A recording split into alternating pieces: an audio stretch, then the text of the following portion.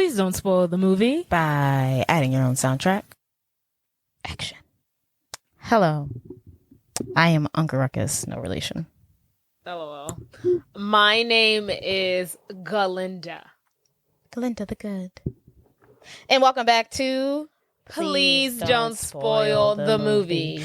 Obviously, my character was from The Boondocks, and yours is from the new, well, it's not the new, but just Wicked. The Wicked. But I mean, I'm sure it was inspired by the recent trailer that came out.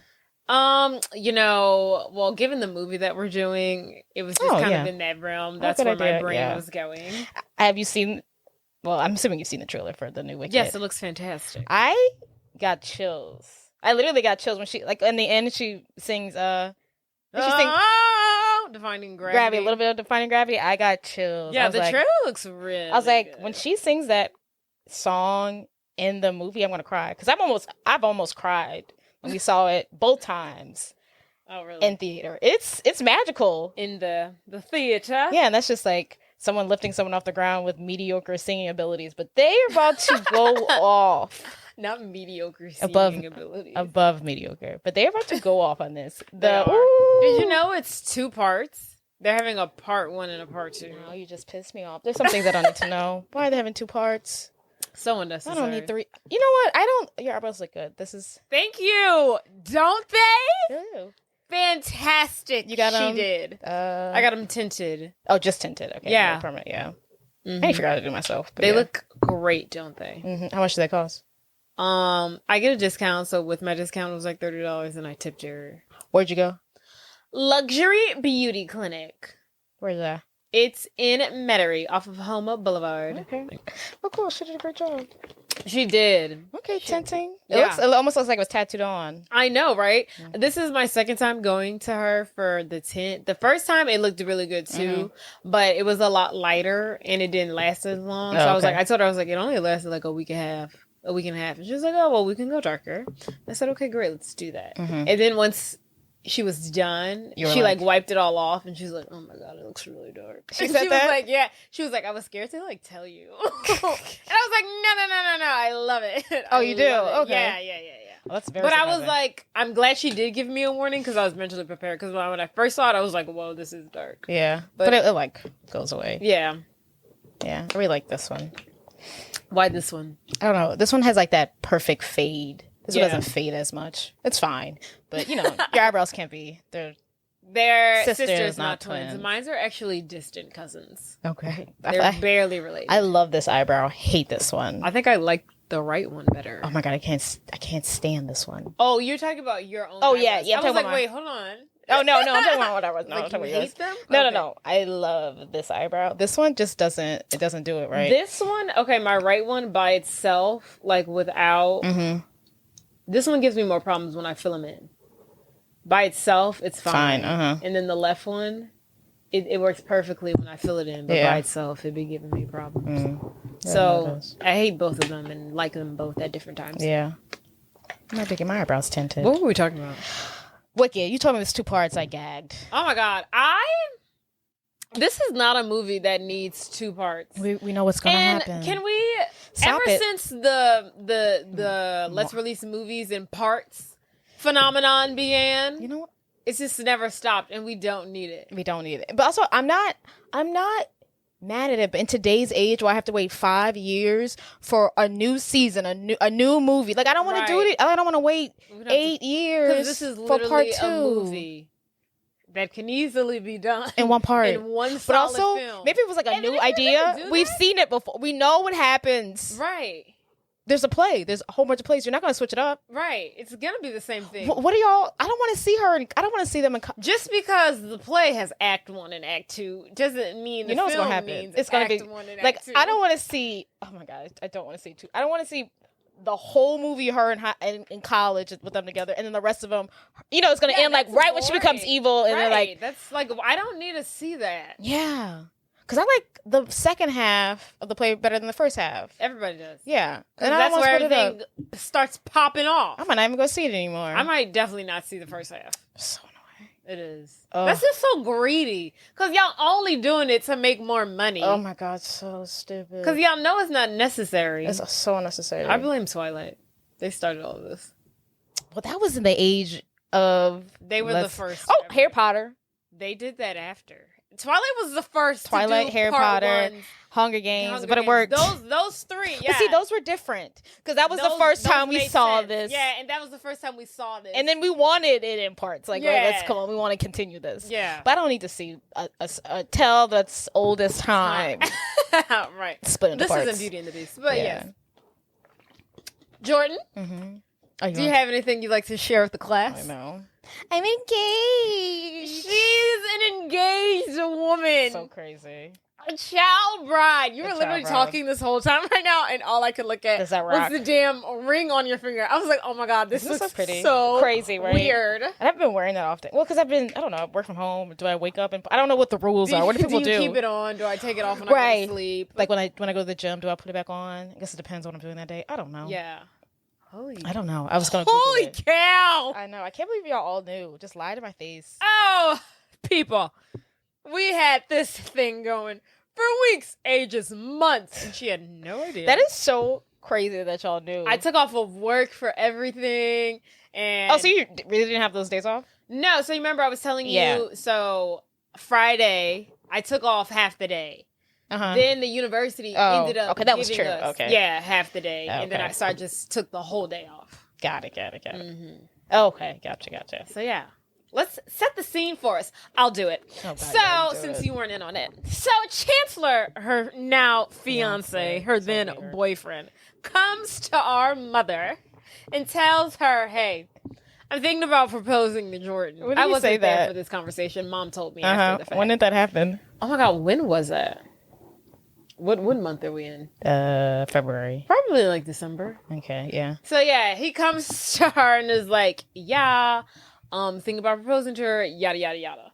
And I'm like, I'll believe it when I see it. Get real. My mom, I want to see Mom's face. She's like, what the hell? She's not ready for this. And then, I guess he went to your father, asked for your hand, yada, yada, yada. He was happy. So then, as the days are dwindling, he's like, I think I want to do it on Musis night. And I was like, not gonna happen. Sorry. Right. Absolutely He didn't even make it out that night. Yeah. He wanted to do it on Musis. This is what he wanted to do. He wanted it'd have been different if he did it during the parade with like a sign or something like that. But you're blind. You can't see what he did it. Wouldn't have seen any sign, any confetti, anything like that during the parade anyway. But what he wanted to do was he wanted to propose to you after the parade. After you've been gallivanting all day on a float for 5 hours, you're going to have that freaking wig on. I was like, who knows what our hair's going to be like under that wig? When do I take pictures? I was like, who's going to be there to take pictures? How are we going to get over there? How are we going to get access? Right, because those things are $150. Hold on a bit. I'm like, it was before Christmas. It was like Thanksgiving in like November. Oh my God. Yeah, it was like November. Because I remember we were talking about, Megan's brother had gotten engaged on Thanksgiving. Yeah. And I had known. He had asked Mom before then. Because you remember when we were sitting on the couch with Amber? Yeah. And Amber was like, so Jordan, what do you want your proposal to be like? I texted her and I was like, ask her right now what she wants her proposal to be like. Did you tell her that Chancellor was thinking about And she was like, I just texted her that first. And she was like, do I need to know something? I was like, oh yeah, Chancellor's going to like propose to her supposedly. But yeah, back to Amber the story. One of the first. Huh? Okay, I said, okay, Amber being one of the first to know. She was. I don't know who he had told by that point, but whatever. So he wants to do it after the parade. I was like, absolutely not. And then I was like, okay, who's going to be there to take pictures? I still feel like I should have been there for the proposal, but it's fine, whatever. But I was like, and she also doesn't want a big hoopla for her proposal. She doesn't want anybody there. So I was like, we can't do this. And then we went back to the drawing board. And then it became like a whole conversation of like, okay, well, when are we going to do it? And he was like, okay, well, I'll just do it the next day. And then we're like, well, that's Zulu night. And then it became a conversation of, okay, where are we going to have it? And then I was supposed to go to California for 2 weeks for work. Yeah. And then that's why I didn't go anymore, because you got engaged. I forgot about that. Yeah. And I remember I was complaining that it was during Mardi Gras. Canceled it? Somebody went on me. I ended up telling my director, I was like, look, my sister's getting engaged. She was like, it's fine. Yeah, okay. So that's hilarious. I do remember you saying that. And I thought about it a couple weeks before Mardi Gras, and then you were there. That's why I was that's another reason why I kind of forgot. But when I saw you at the parade, I was surprised to see you. Because one, you said that you were feeling sick and you might not go. But in the back of my mind, I was like, she's not supposed to be here. Maybe that's why. I don't know. She's not supposed to be here. I was like, the state. Yeah. Technically wasn't, but luckily, coworkers came through, took the trip on my behalf. I'd love to go to California. So yeah, then it became a conversation. Okay, like, where are we gonna have it? Your mother wanted to have it at our house. I was like, not on my freaking watch. I was like, you've lost your marbles. Absolutely not. Watch. And I was like, when I get engaged, don't you ever try to put that shit on me. Don't ever think I'm gonna show up and there's an engagement party here waiting for me. Absolutely not. Absolutely not. That's fair. I mean, I wouldn't mind, but I would have. Yeah. But then what happened? What happened on Friday? Okay, the electricity we didn't have no electricity. I walked up to her, I knocked on the door. You was trying to have it up in here. I was like, you was trying to have this party up here. We ain't even got no lights, girl. And it was so funny when dad was saying energy's coming, and she was like, when? And he was like, so. He was like, well, who's going to be here? Because we all got things to do. And I was like, what you got to do? Because in my head, I'm like, we just did Muses yesterday. Where are you going? Right. I was like, where do you need to be? I was like, where's everyone going? But I was like, okay. You're probably like, I'll be here. I was going to that date, but I was like, where is everyone going? That was so important. Yeah. And I was like, Mom, they probably don't need to come inside, but okay. And then we were shooting out locations. Mm-hmm. I set the Drifter. I really wanted it to be at the Drifter. I had high hopes for it being at the Drifter. Random. I don't know. I thought you would have really liked the vibe. The hipster look. I thought you would have liked it. Yeah. I was like, I really wanted it to be at the Drifter. It could have worked. Then we called, what's that place on the lake? Landry's. Yeah. We thought about having it where Don and Abby had theirs. Oh, the after party, yeah. Yeah, the engagement party. Yeah, the engagement party, yeah. But then Dad was like, well, I'll just call the people at Katie's. Uh-huh. So then we settled on Katie's. But then as it got closer and closer, I was like, like, I hadn't canceled my trip yet. And I was like, I really don't think this is going to happen. Like, I was like, because he wasn't saying anything. Oh, so I would, like, text him. I would be like, Mom, so did Chancellor say anything? She'd be like, well, I don't know. Text him. And I would text him. And he'd be like, oh, yeah. And I was like, well, I guess it's still happening. And then I would follow up again. I'm like, okay, we still haven't. Okay, it's been another week. Don't know anything. Is it still happening? Like, by late December, January, I was like, is this really still happening? Oh, my God. That's hilarious. Right. Like, I'll believe it when I see it. Then when he showed us the ring. Oh, you're like, oh. I was like, oh, this is in full throttle. When did he show you the ring? He showed us the ring like maybe like 3 weeks before. We didn't really get shit together until like the last hour. That's fine. Like Katie's came at the last minute. Then we were buying decorations on Amazon. But we all share the same Amazon Prime account. Yeah. So I was like, Mom would literally like Google like engagement decorations. And then I would open up Amazon and be on like, it would be like, they give you suggestions. It would be pictures of engagement. Yeah. I screenshotted it to her and I sent it to her. I said, you're fucking up. And you know what's funny? I shop on my own Amazon account. You have your own Amazon account? It's linked to it's linked to Mom's. You can have your own and it not be connected. So a lot of times I buy stuff on there because and you don't see what's unless I switch over, I don't really see anything. I didn't know that. And I was like, Mom, everything we buy, because at first we weren't going to buy anything on Amazon because we were like, she'll be able to see it. So then we were like, well, fuck, how are we going to buy this shit? Like, it's like what's going to happen? 4 days before. Like, shit's not gonna we need Amazon, right? And then she was like, then I found out that you could archive your orders and your searches. So that's what I started doing. Okay. But then 20 minutes after I archived something, she'd look up something else. I'm like, what the fuck are you doing? She can see this. Stop it. It's like, what do I do? That's so funny. I don't even.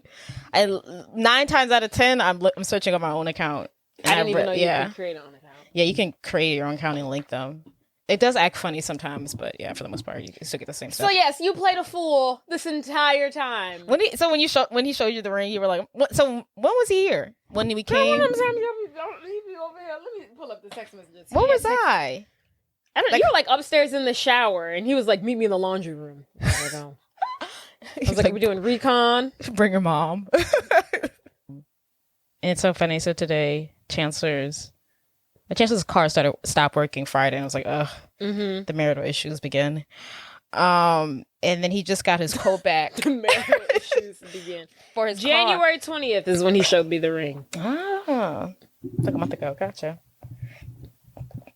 But he just got the coat back.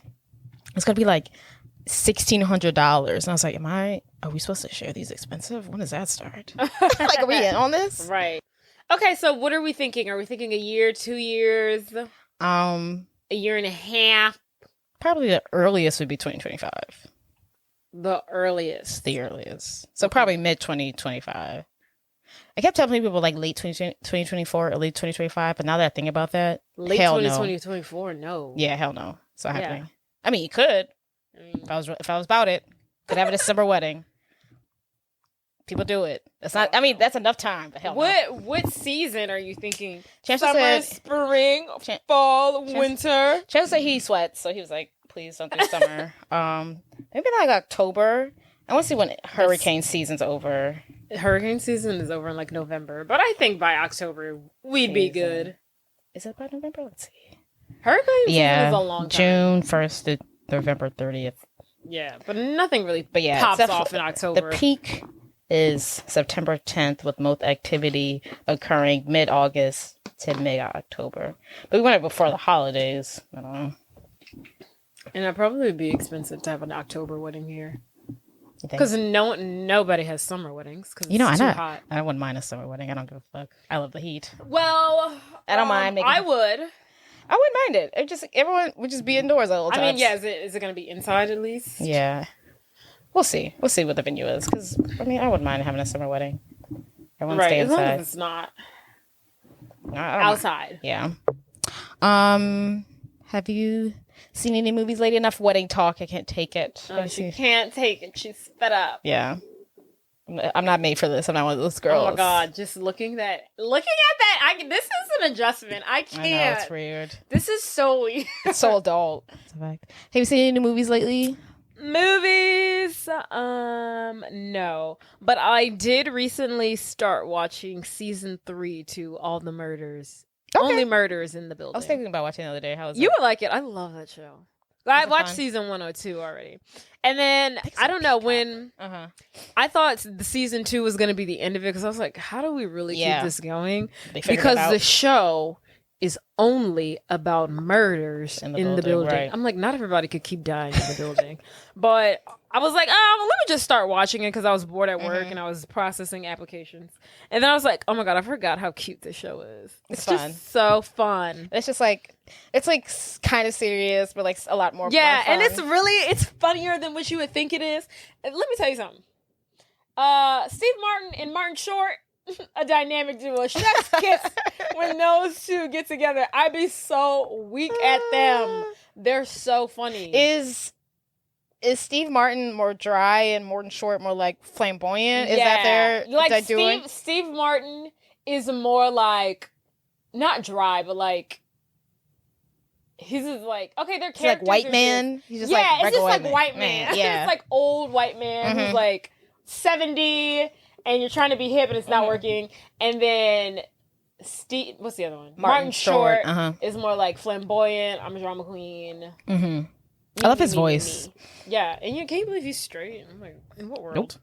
Nope. Where does Selena Gomez come into the mix? Oh my god, who cares? She's the worst actress ever. She is. I just don't get it. She was a celebrity, Howard. I don't understand the appeal. How she could be considered one of the like largest pop stars in the world, outside of "And When You're Ready, Come and Get It." No. But like for something like, when's the last album? Let me see. Couldn't name a song. I have to know the last song she made. Who's listening to her music? No, I will say the songs she did make were a banger, but that has to run out eventually. Like, how is it not ran out yet? Because her last song came out in like 2014.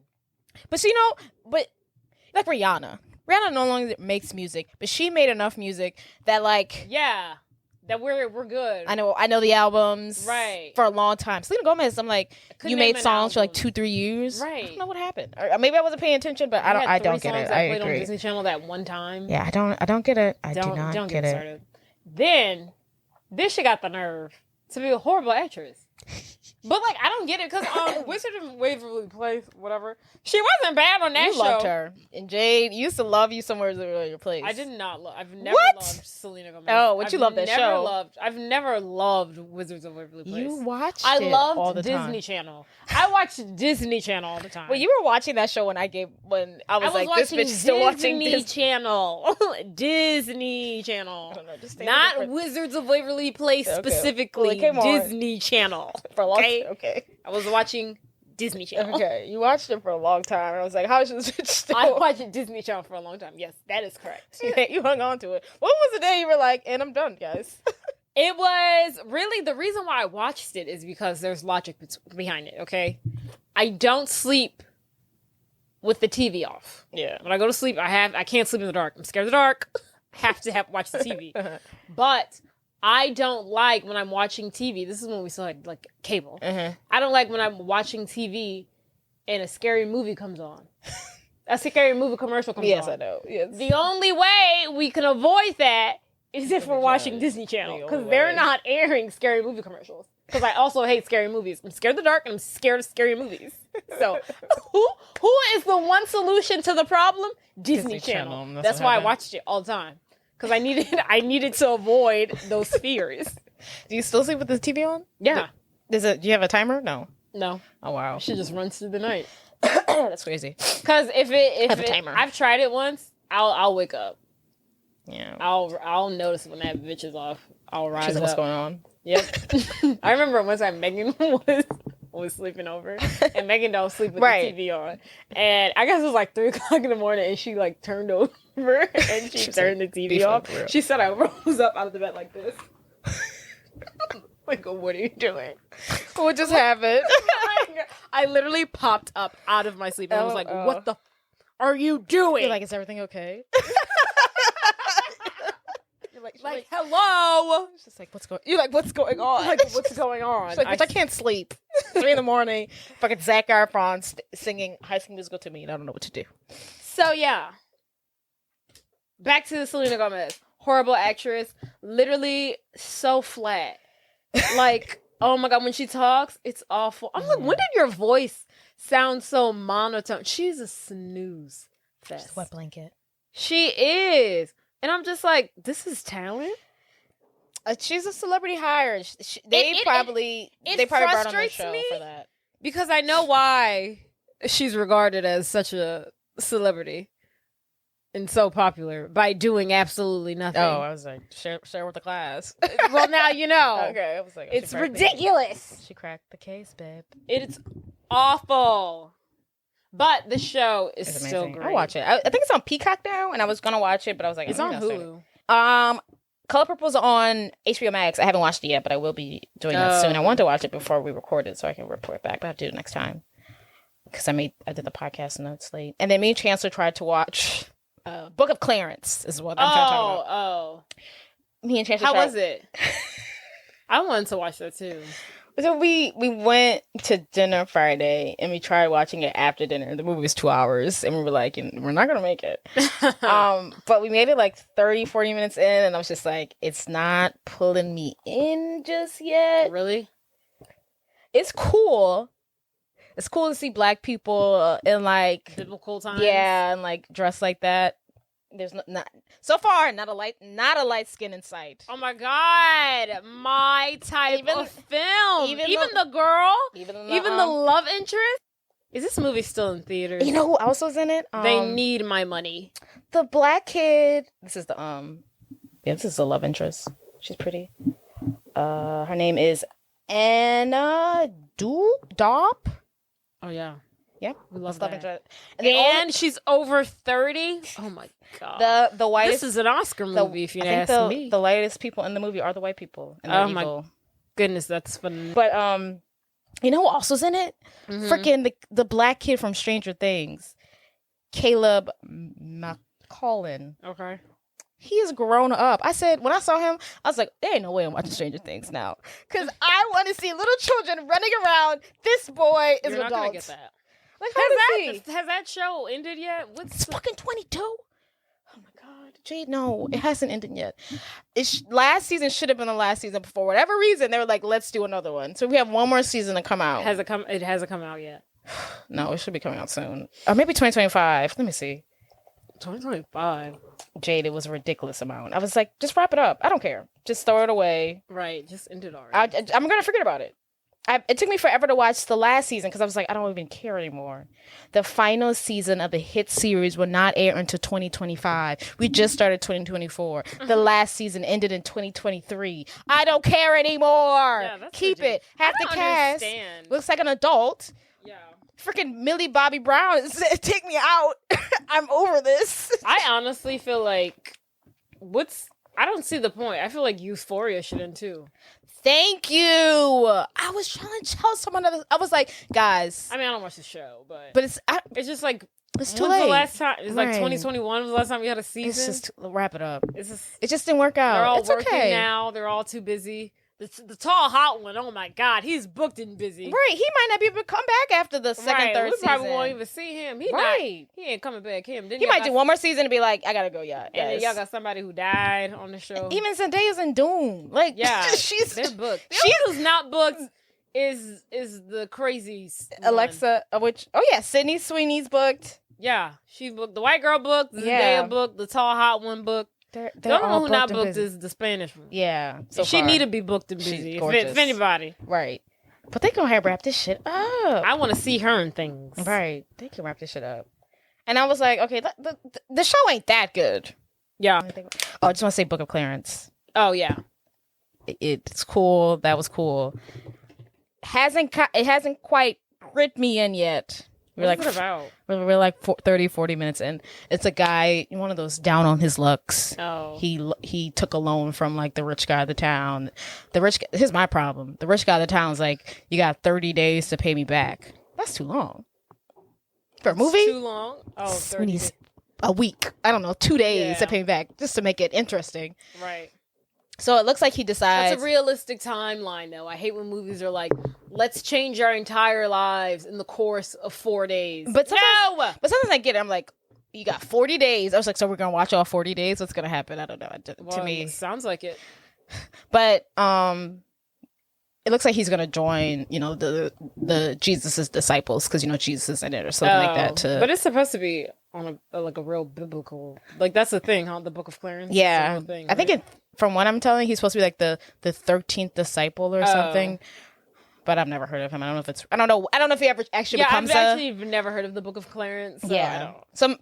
He's trying to join so he can get clout and not have to pay this guy back. That's hilarious. But not sure how that's gonna go or not. Jay-Z made the soundtrack. He's got some cool songs in it. Oh, that sounds good. Yeah. He also dabbled in the soundtrack for The Great Gatsby, one of the best soundtracks to a film I've ever heard. Yes. So it's not giving Great Gatsby level. Like, that's fun, but it's not bad. Yeah, I have to listen outside of it, but... Okay. Tell me about the movie today. Let's see here. What do we got? Think fairy tales. Think ogres. Think elves. Think a modern day spin on Cinderella. Think evil stepsisters. Think choices and decisions or lack thereof. Think hot princes. Think adoring fans. Think gorgeous girl who's the main character. Think useless fairy godmothers. What are you even here for? Yeah, girl. You're making my life worse. Think rags to riches. And that brings us to, drumroll please.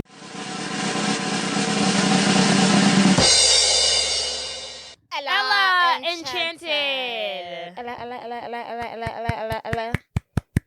Yay! I must say, fantastic movie. I was just like, so good. Every movie we do, I'm like, oh, this movie's so Anne Hathaway good. is such a good actress. She's so good. When I was watching this, I was like, she killed it. I was like, this bitch can act. I don't know what her like. I don't know if anyone's ever rate her movies acting wise, but this has to be up there. She killed it. She killed it. I was like, for a children's movie that could easily be like super corny and awful, she served. She served. The whole movie in general, watching it, I was like, this movie could easily like be awfully corny, horribly cheesy, bad acting, making me uncomfortable and skin crawling across the board. Everyone was on their A game with their acting. Like everybody. I was like, y'all are killing it in these roles. Yeah, that's so true. Y'all are eating this shit up. They are. Like, shout out to everybody. Shout out to the casting director. Shout out to the cast. Their acting teachers. Yes. That's so true. Everyone did good. Yeah. Phenomenal. Summary. As a baby, Ella, a Frau, receives a visit from Lucinda, Vivica Fox, her fairy godmother, and is bestowed with a magical talent that requires her to obey anything that she is told to do. This proves to be more of a curse than a blessing, particularly particularly once her mother dies and she is forced to live with her cruel stepmother, Dame Olga, and her evil stepsisters.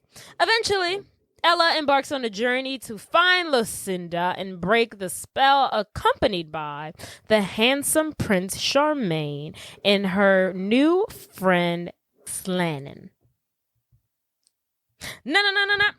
The film is a jukebox musical fantasy comedy film with satire of the fairy tale genre. That means I had to Google what that means. Yeah, okay. Jukebox musical means instead of coming up with like original songs, they use popular songs that have already love been a jukebox written. musical. Then yes, we love a good. Didn't know what it was 10 seconds ago, but I love those. I love a jukebox. Love a jukebox musical. The movie was released April 9th, 2004, and is directed by Tommy O'Haver and written by Karen McCullough Lutz and Kristen Smith, which is loosely based on Gail Carson Levin's 1997 novel of the same name. I did not know that book. I'm about to read it one day. Listen, you heard it here, folks. You see any film and it's good, it's based on the book first. Let's do it. It's never original. Don't ever think it is, because it is not. Right. Let's make it easy. It was a book first, and I implore more people to do that because books are just better than movies. Yeah, I feel like there's so many like books out there just floating in the wind. They're amazing. That need to be made into movies. Oh yeah, and it'll never happen. I agree. There's also some books that I've read that were like supposed to be really good, and I was like, this is terrible.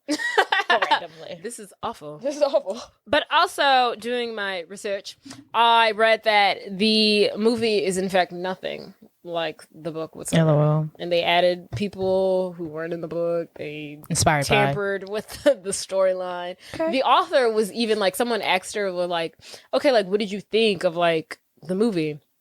And she said something to the effect, honestly, the movie is literally nothing like the book. It's not even fair for you to ask me this question and compare the two. Just think of it as a completely separate body of work. She said, I just took my check, honey. Yeah, they just took my name of the film and ran with it, and that's it. Did she like the film? I didn't get all that. Oh, okay. She just said, hey, two apples and oranges, two things that can't be compared here, baby. The director intended for the original cut of the movie. It was much different and darker and had scarier scenes that ended up being cut out. Oh, God. He says that the ending was pretty much what he wanted it, but it was edited to be a little softer than he had originally intended. Damn. He also adds that some flirtier lines were in the original cut, but were left out. Thank you. Shooting took place for the film in Ireland. Ireland? Looks pretty picturesque. Yeah, makes looks sense. Pretty Irish. And, that's really all I could find. Do you know how old Anne Hathaway was when she shot this movie? And 21. And how old was he? Her love interest, Char. Probably like 30. Because I was like, when they were by each I was like... Did he look older than her? Yeah. Sometimes I'm like... He didn't look that much. They look the same. She looked 20-something. He looked like 25, 26. I don't know. There's some scenes where Anne Hathaway looks 16. And I'm like, okay. She does look young. And then he just looks like he's got to be like 30. So when you said she was 21, I was actually shocked. Shocked to hear that, huh? Shocked to hear that. He is 7 years older than her, so he's 28. Okay. That's not too bad. That's not awful. Yeah. But yeah, if you had told me she was 16, I would have believed it. I would believe that as well. Yeah, I was like, oh no. I also read that she had read the book in her younger days when she was like 15. That's so sweet. Love Anne Hathaway. She's a good girl. Such an angel, that one. Budget. Oh, budget. 20 million. No. 30 million. $31 million. Good job. That's it? Actually, kind of surprised. I checked her one higher. They're in Ireland, man. I kind of thought it would be more expensive. They got some cool graphics. Like everything we see looks like it's on a computer. I don't know, like I guess. Like when they're with the Giants, I'm like, this looks like an obvious green screen. I love it. Box office. 40 million. Incorrect. 50. Nope. 60. Mm-mm. Am I going the wrong way? You're going the wrong way. 40. 30. No. 20. 25. $27.4 million. They didn't make a profit. They did. Correct? It's crazy. Oh, this has to be like a cult favorite after the effect or something. You know, it has to be because, like, what the fuck? The movie's fantastic. The acting, the scenes, the storyline, the plot, the satire, the music. Was this before or after Princess Diaries? After. Weird. After. Damn, it's a good movie. It is a good film. I don't know. I feel like they made their money back eventually. They had to have. Like, I just, like, this is such a fun movie. It doesn't make any sense. If people not watching Ella Enchanted, it's great. It's good classic fun. One could argue that it's better than Princess Diaries. Oh, I could watch this more than I could watch Princess Diaries. And then it's quick. It's like, you know what I really... It's not long. It's like a good amount. You know, I guess we get to it, but let's jump in. Wait, cast. Oh, go. Anne Hathaway as Ella Enchanted, our title character. Hugh Dancy as Prince Charmont. Carrie Elwes as Sir Edgar, the prince's evil uncle and current king. Steve Coggan as the voice of Heston, Edgar's pet snake and royal advisor. Eric Idle as the narrator / storyteller. Aidan McArdle as Slannon, an elf who wants to become a lawyer. Jimmy Mystery as Benny, Mandy's boyfriend who has been turned into a magical book. Minnie Driver as Mandy, a household fairy who lives in Ella's home. Vivica A. Fox as Lucinda Perryweather. I don't know why I thought it was Periwinkle. Whatever. Vivica A. Fox as Lucinda Perryweather, a misguided and often unhelpful fairy who literally sucks. Lucy Punch as Hattie, one of Ella's cruel stepsisters who is obsessed with Prince Charmont. Jennifer Hyman as Olive, Ella's other dim-witted stepsister and the younger sister to Hattie. Did you know the giant? I'll talk about it later. Heidi Klum? Yeah. Is that who she's supposed to be? That's Heidi Klum. I was looking at the cast. I was like, Heidi Klum. I was like, clearly I didn't know what Heidi Klum looked like.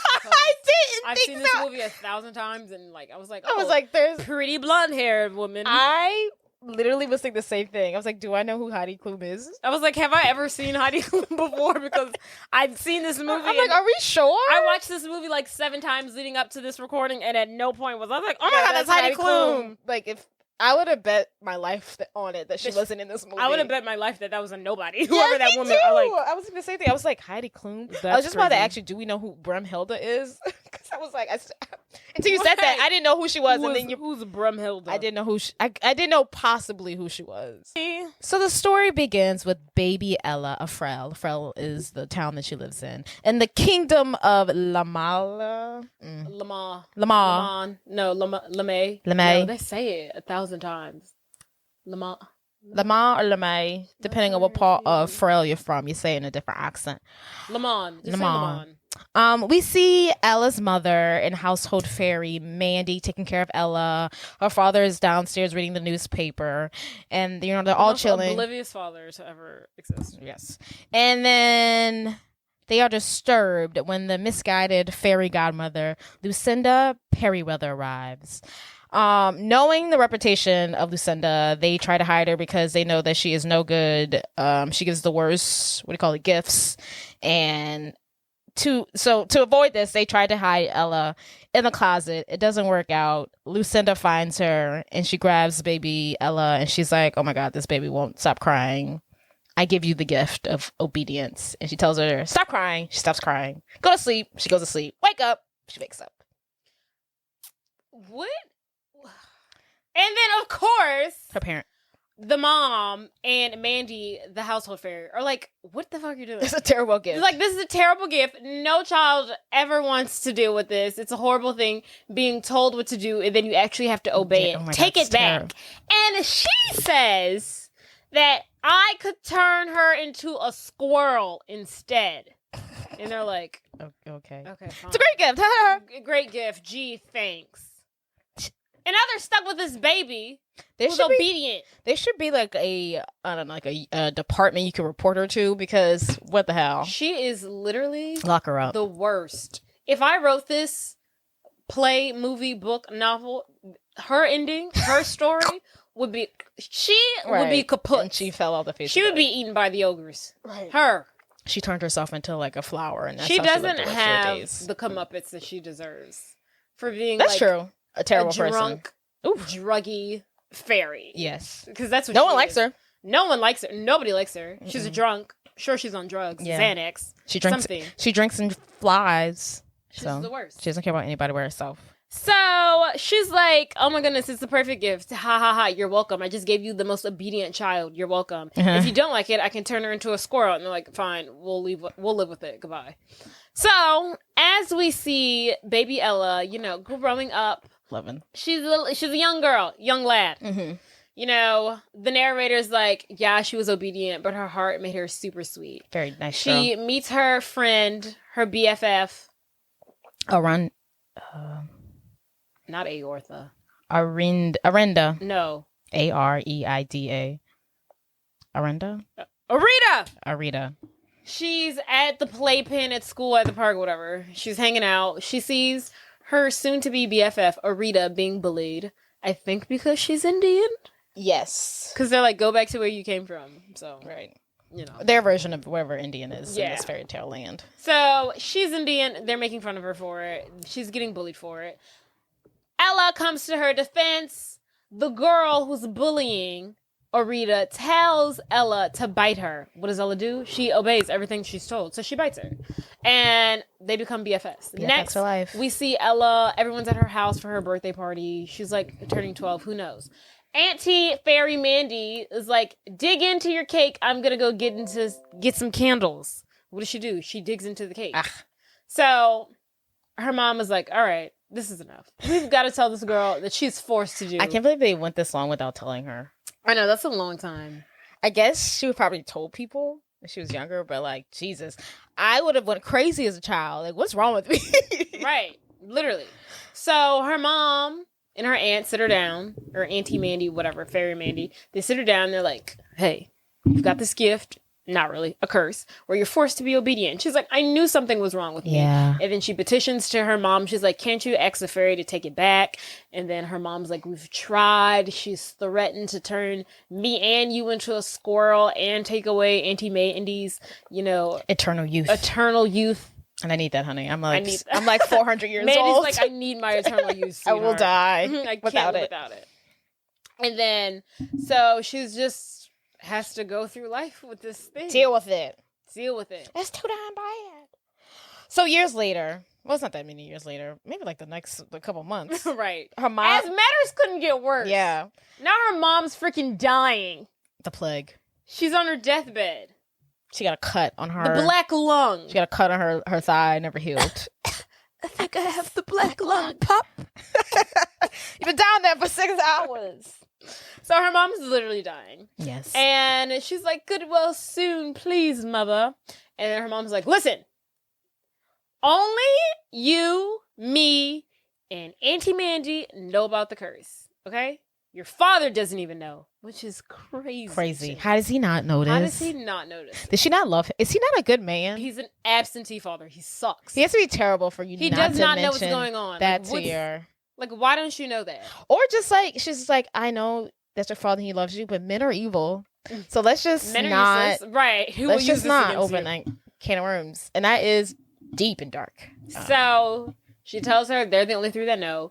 And she gives her a command that she is not to tell anybody about the curse. Which sucks. And that's locked in. Because I really wish Arita could have known at the very least. Because I think she would have, I wish. But she tells her she doesn't want anybody using it against her, so she can't tell anybody. And then her mom dies. As they do.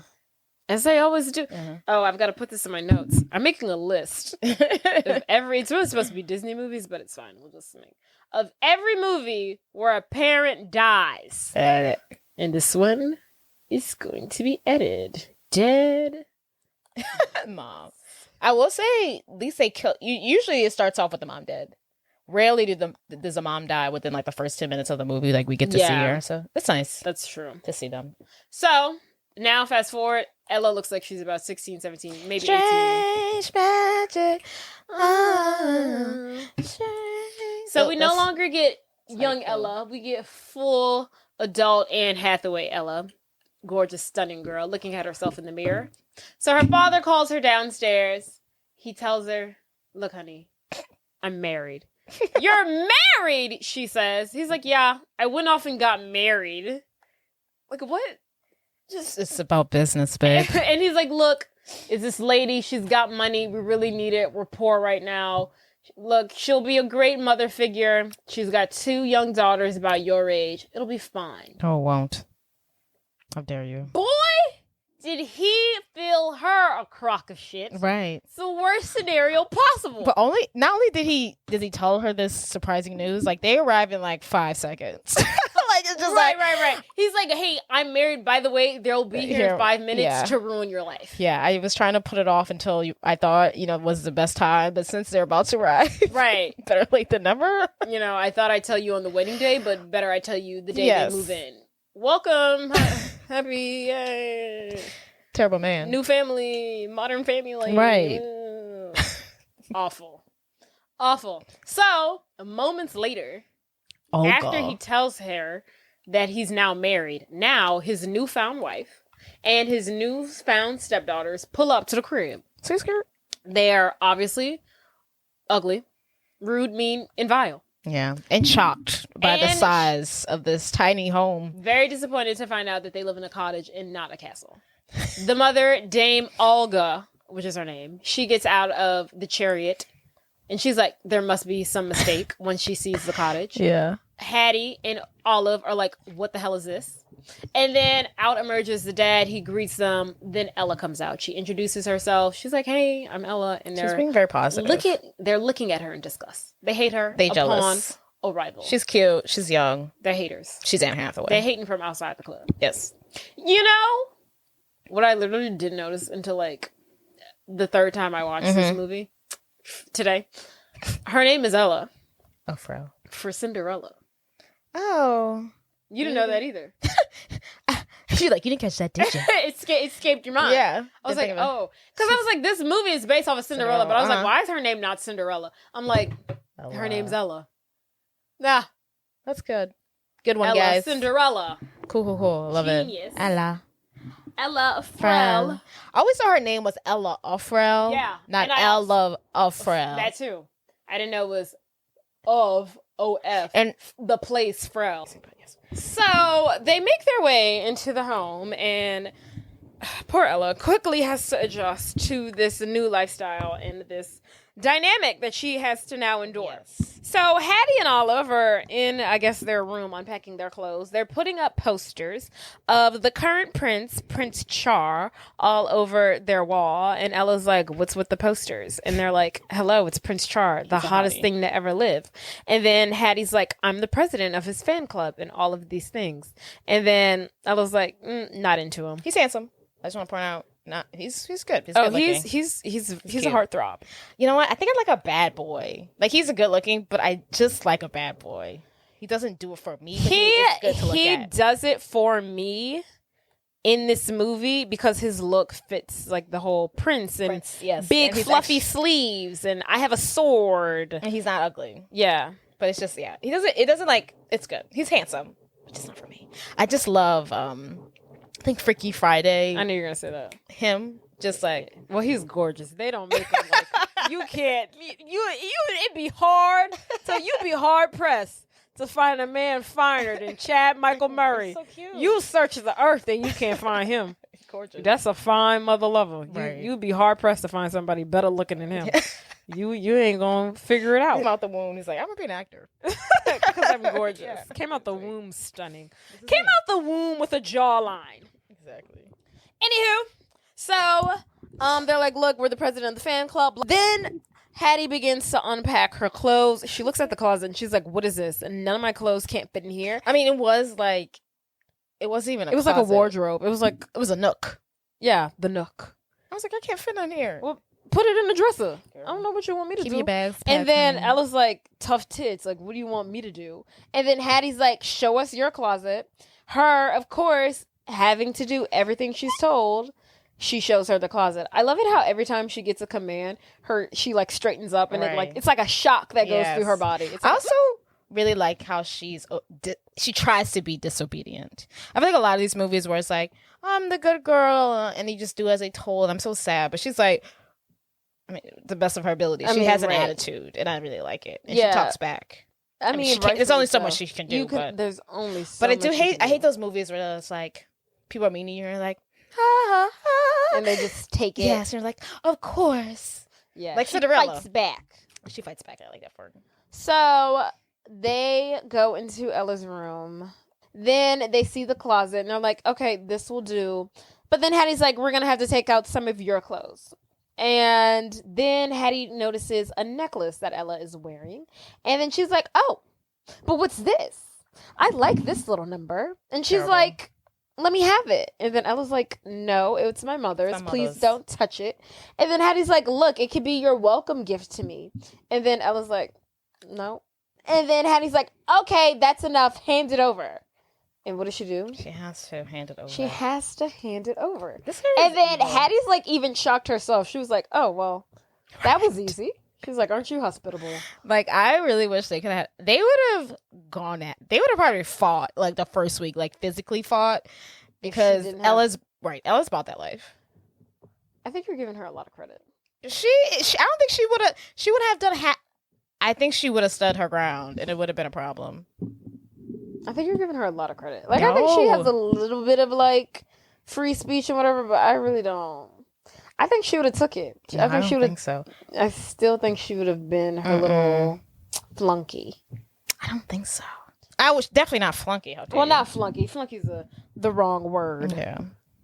I don't know. I think Ella is feisty, honey. Not feisty enough for Hattie. Nonetheless, she forks over her mother's necklace to Hattie. And she got the necklace, she got the closet.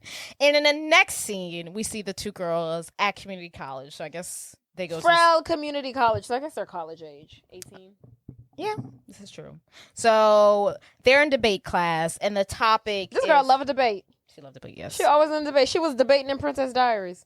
That's so true. That's very true. She loved to play a princess. Yes. She loved to debate. She's a natural. But this movie she did way better. But yeah, this movie she's actually debating well.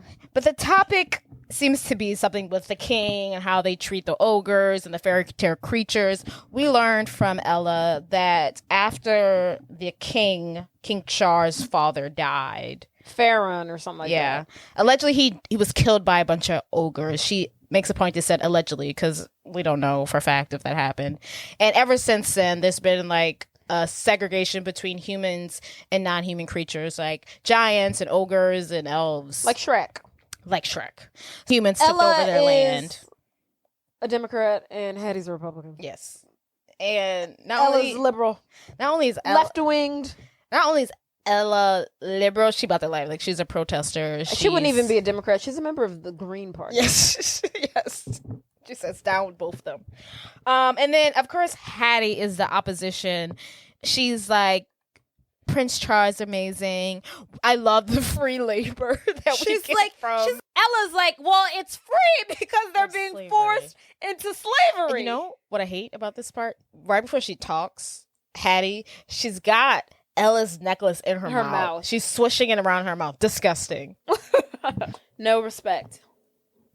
Down with her. So they're going back and forth. Ella's like, I think my opponent is more concerned about, what'd you say? Horny. Oh, it's more concerned about Chin Char. Prince Char's butt than his politics. And then, this is very pivotal, Hattie turns to Ella and says, why don't you just admit that you're stupid and you don't know what you're talking about? And Ella, of course, receiving a command, says, I'm stupid and I don't know what I'm talking about. And then Hattie's like, hold on now. Now this is weird. Everything I've been telling you to do, you've been doing. So she follows up and she's like, stick out your tongue, Ella. So she sticks out her tongue. And then Hattie's like, she's cracked the case. She knows. She wins the debate because the professor says Ella's not taking it seriously. And Hattie's just like still like reeling from the fact that this girl is saying and doing everything I tell her to. I have a lot of questions. First of all, how has no one ever recognized this? No, that's literally like I could. How is this possible? Her friend, her best friend, doesn't know. And also, does everyone else not get gifts? I mean, is this like a foreign? Like, I'd have been like, oh, this girl got a crazy gift. Yeah, why? Obviously, that's what happened. Yeah, that's so true. Like, why does no one else? Does no one else get gifts from fairies? Right, because I'm like, everyone else probably gets normal gifts. That's why. That are useful. But I feel like it should be like, oh, I wonder if she got a bad. What's your fairy godmother? Oh, she got a bad gift from Lucinda. If everyone knows who Lucinda is, and she's a terrible person. That's true. But I guess, when everyone else is getting normal gifts from their fairy godmother. What was Hattie's gift? Hatred, the gift in it. Confident. Overly confident. Yeah, let's go negative. Yes. Wrongfully confident. Confidence. I feel like any fucking gift could almost go bad. No, literally. So maybe we should just axe the whole thing. Yeah. Stop getting gifts from these freaking fairies. I feel like in today's time, it's illegal to give out gifts. They were like, as a fairy, like we've actually outlawed that because too many things have gone awry. So Hattie's onto her. She knows that she is forced to do everything that she says. Yes. So moving forward after the debate class. Next time we see Prince Char, he's in his carriage with his uncle Sir Edgar and Sir Edgar's pet snake Heston. And Prince Char is asking him, he's like reading a magazine. He's like, he turns to his uncle and he's like, Uncle, do I really have to go to this mall opening? I love how he's going to a mall opening. Of all the things.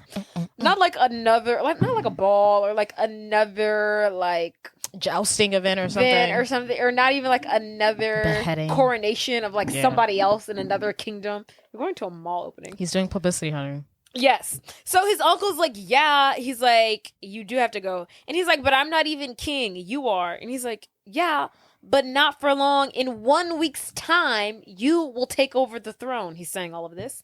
And he's like, we've got to, look good in front of the people. We've got to show face. We've got to put up a united front. Because he's like, look, while you're away at school, the kingdom, things have gone awry. The ogres are getting more aggressive.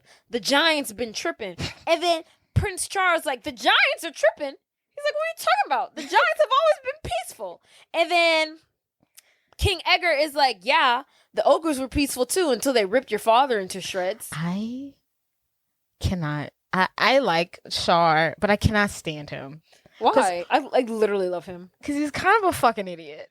Yeah. Like a bit oblivious. Open your brain. Like, he's just like... Now that you say it, he is a bit oblivious. Like, do you read a book? What happens when you're privileged? But he's also reading a bubble. He's also reading a newspaper. Are you reading it? Because do you not know what's going on, like current events? If you look at the newspaper, I think he's on the cover of it. I think he's reading like a teen magazine. He must...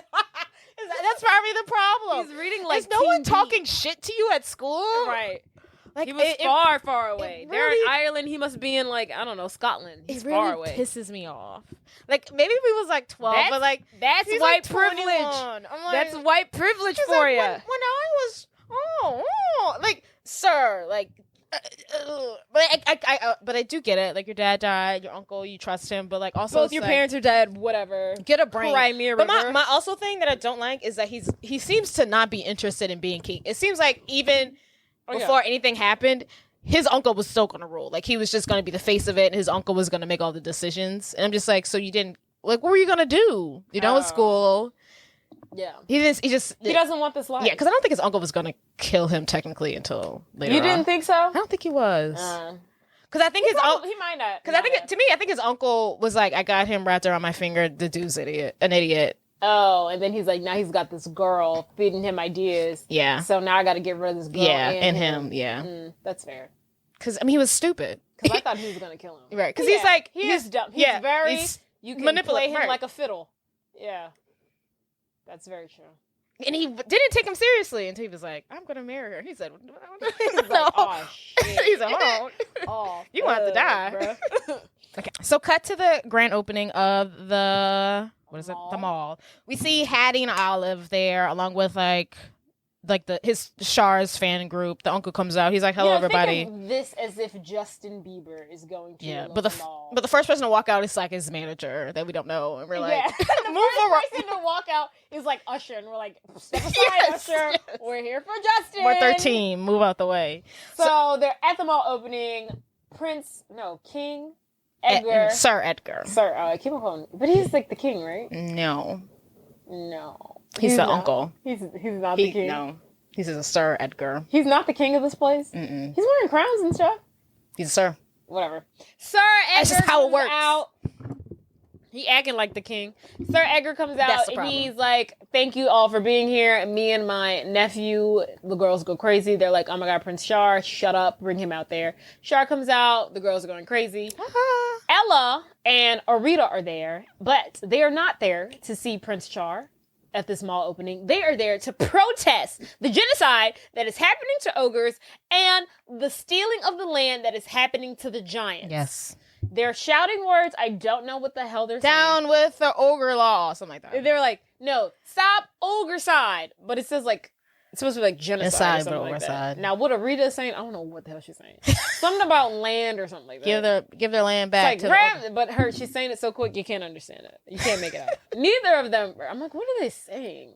I got it. Anywho, you know what they're saying, but you get the message. You get the gist of their message. Yeah. Then Hattie and Olive, of course, being number one fans of Prince Char, are in the crowd. They see Ella hooping and hollering, protesting. So Hattie goes up to her and she's like, "Ella, what are you doing here? You're embarrassing us."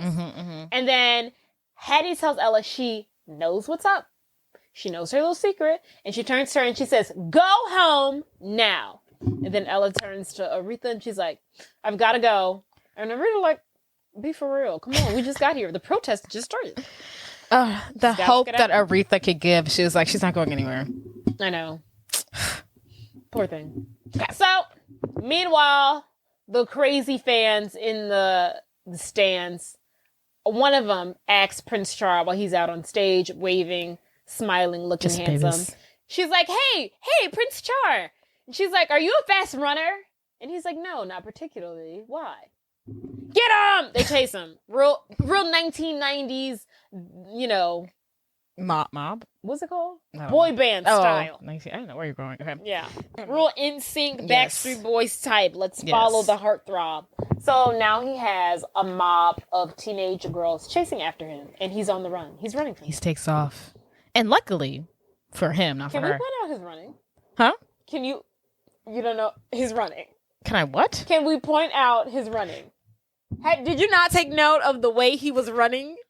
Oh my God. He looked like a deer who just learned how to walk for the first time. Like, he's literally going from like the left to the right. He's running in like a zigzag. Zigzag. Like he's drunk. I'm like, what is wrong with him? He's trying to avoid the bullets. And then when he said he's not a fast runner, oh baby, he meant it. Because he looks ridiculous. Something wrong with him. He's annoying. His run is horrible. Is he not even athletic? Someone who knows how to joust and fight with a sword and could do all this, why you don't know how to run normally? Not even fast, just normal. Why don't you know how to run normal? Standard running. What is wrong with you? What is wrong with you? It's absurd. I dished the fan club because he runs stupid. I'm like, I'm out. Yeah, I'm out. I'm not part of the fan club anymore. I'm not doing this because he doesn't know how to run. Because he doesn't know how to run. He can't run. He can't run, guys. It was ridiculous. So he's running like an idiot. Meanwhile, Ella's walking home, and he runs into her. And he bumps her, he grabs her, and she's covers like, her hello. mouth. Yeah, he covers her mouth. Could you imagine a man coming up to you? He was like, Right. So he bumps into her, knocks her down. Then he yanks her, hides her behind like this boulder.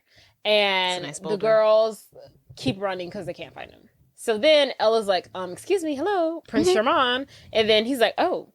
He gets a good look at her. Well. And he's like, call me Char. He's instantly in love with her. Yes. Instantly. Can I just point out, he is so in love with her. Like, I love how much he loves her. And then when he found out that she not fucking with him. And then when he found out she didn't want him, oh, baby. He's like, it's over. He's like, oh my goodness. I married this girl. You're hot and you don't want me? That only makes me want you more. I I already wanted you, but now I want you even more, knowing that you're not interested in me. Do you know how crazy that makes me feel? Oh my God. I'm obsessed with you. Do you know how crazy that makes me feel? Jesus. So he gets a look at her and he's like, oh, call me Char. And then she's like, whatever, I'm not calling you anything. And I'm not going to curtsy either. She has an attitude upon arrival. She's like, I'm not going to curtsy either. And he's like, well, you can curtsy or not. I don't care. And he's like, yeah. Normal. So I don't know how they get on topic, but she starts attacking him for the way he treats the kingdom, and he goes on he's like, well, she's walking off. She's walking away from him, and then he tells her to come back. She has to do it. And he's like, what's your name? And she's like, Ella Frel. And he's like, well, Ella Frel, what's your beef with me? And he's like, you pillage people's lands, you force elves into entertainment, you put giants into slavery. This is my problem with you. He's like, whoa. I want peace upon Middle East, bro. Yeah, he's like, I just want peace upon the nations and everything. Right. I don't know how it's going to happen and who's in charge of that, but that's what I want. And then she's like, okay, so what's your plan to get it done? And then he's like, and she's like, yeah, that's talk to my uncle. You should really talk to him. Exactly. It drives me insane. Every time he's like, yeah, just talk to my uncle because I don't know. What did you do at school? He's been at school. He doesn't know what's going on. He's been getting educated this whole time. Educated to have a brain. How to not run. Oh my God. No, I don't run. It drives me insane. So she's like, yeah, that's what I thought. You don't have a plan for the kingdom. I'm walking away. And then as she's leaving, she's like, oh, where's my purse? And then he's like, oh my God, you left it. Don't move.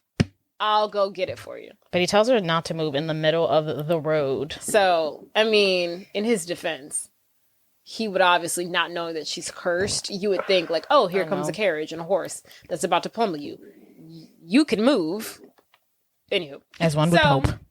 He tells her not to move. Of course, now she cannot move. She's stuck in the middle of the road. While she's standing there, stuck, waiting for her purse. Oh no. She hears... It's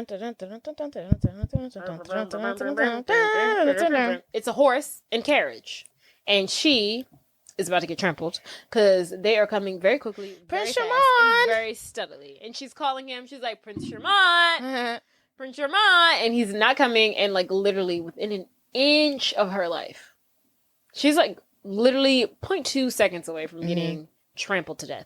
He comes, he pushes her to the ground again, saving her. And then she's like, oh my God, just knocked me over for the second time. How dare you? And then he's like, well, why wouldn't you move? And she's like, well, I would have. And I was about to, but then you knocked me over. If you gave me one more second, I could have done it.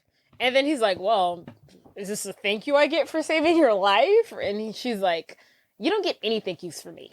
Get out of here. So they're chit-chatting, they're mingling, they're sitting by each other. They're still talking after all this? Yes. What is the dialogue here?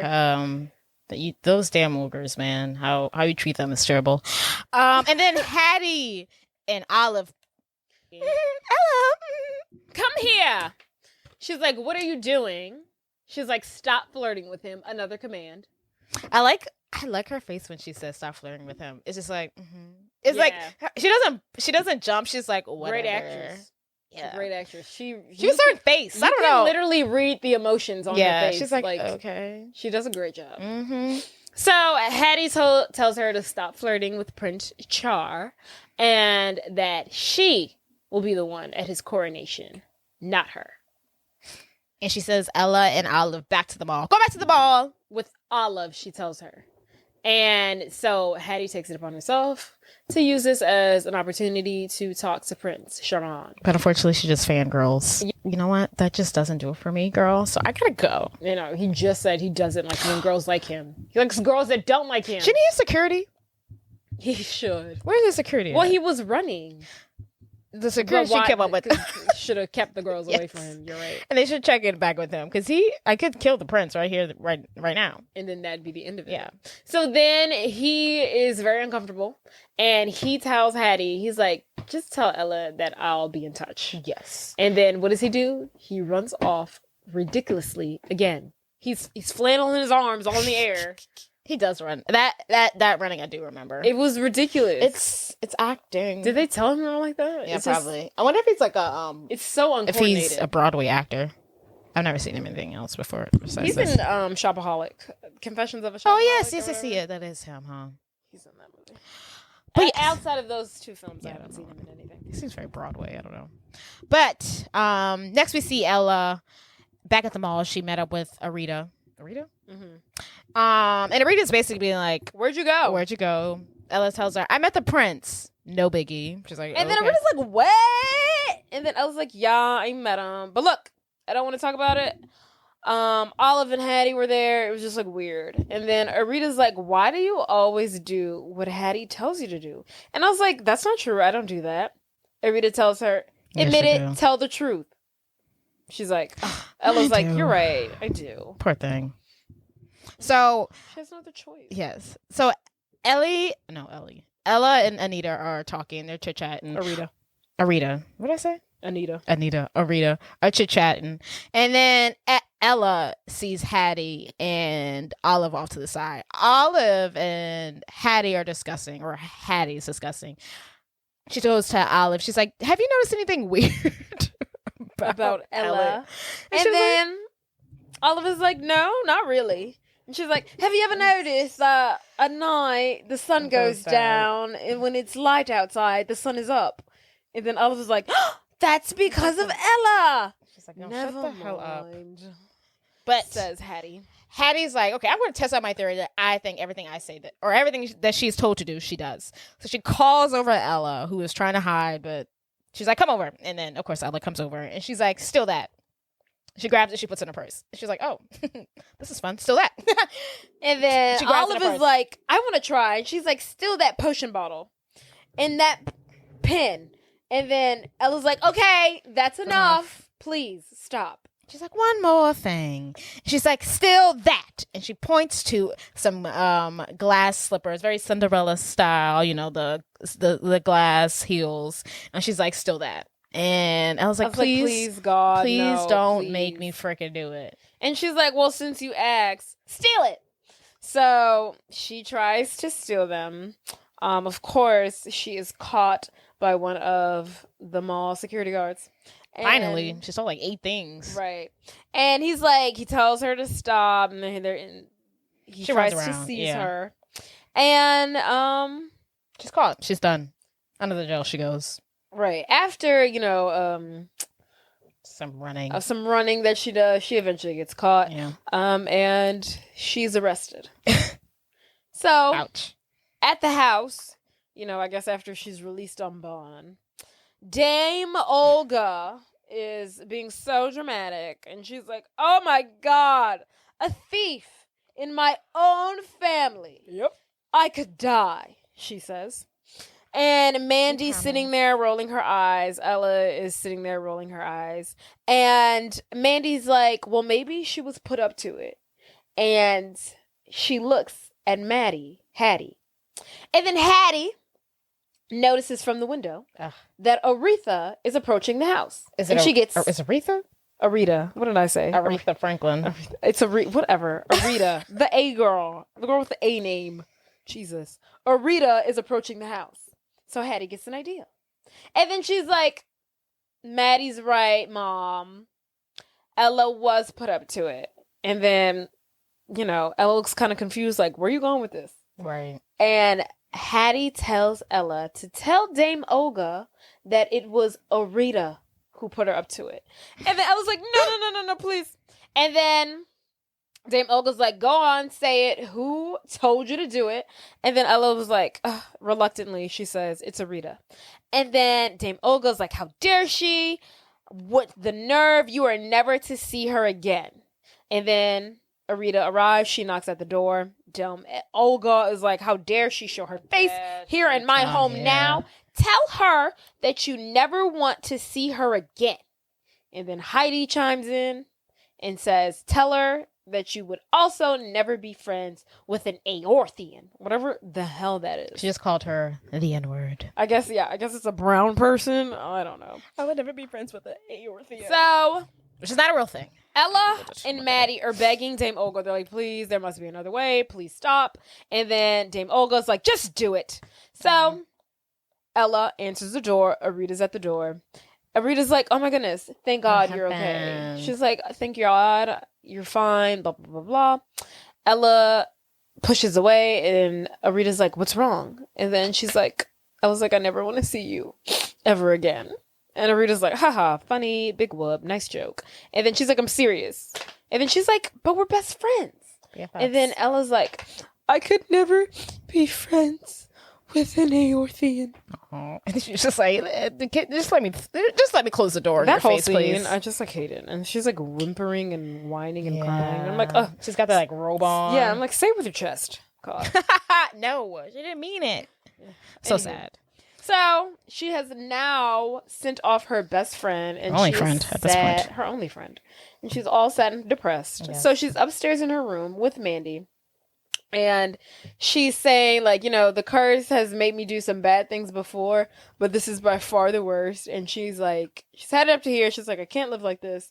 I need to find Lucinda and ask her to take back this gift, which isn't a gift; it's a curse. Yes, I love how we didn't have to see the bullying too much. I like how we saw a little bit of it and let's wrap this up. Yeah.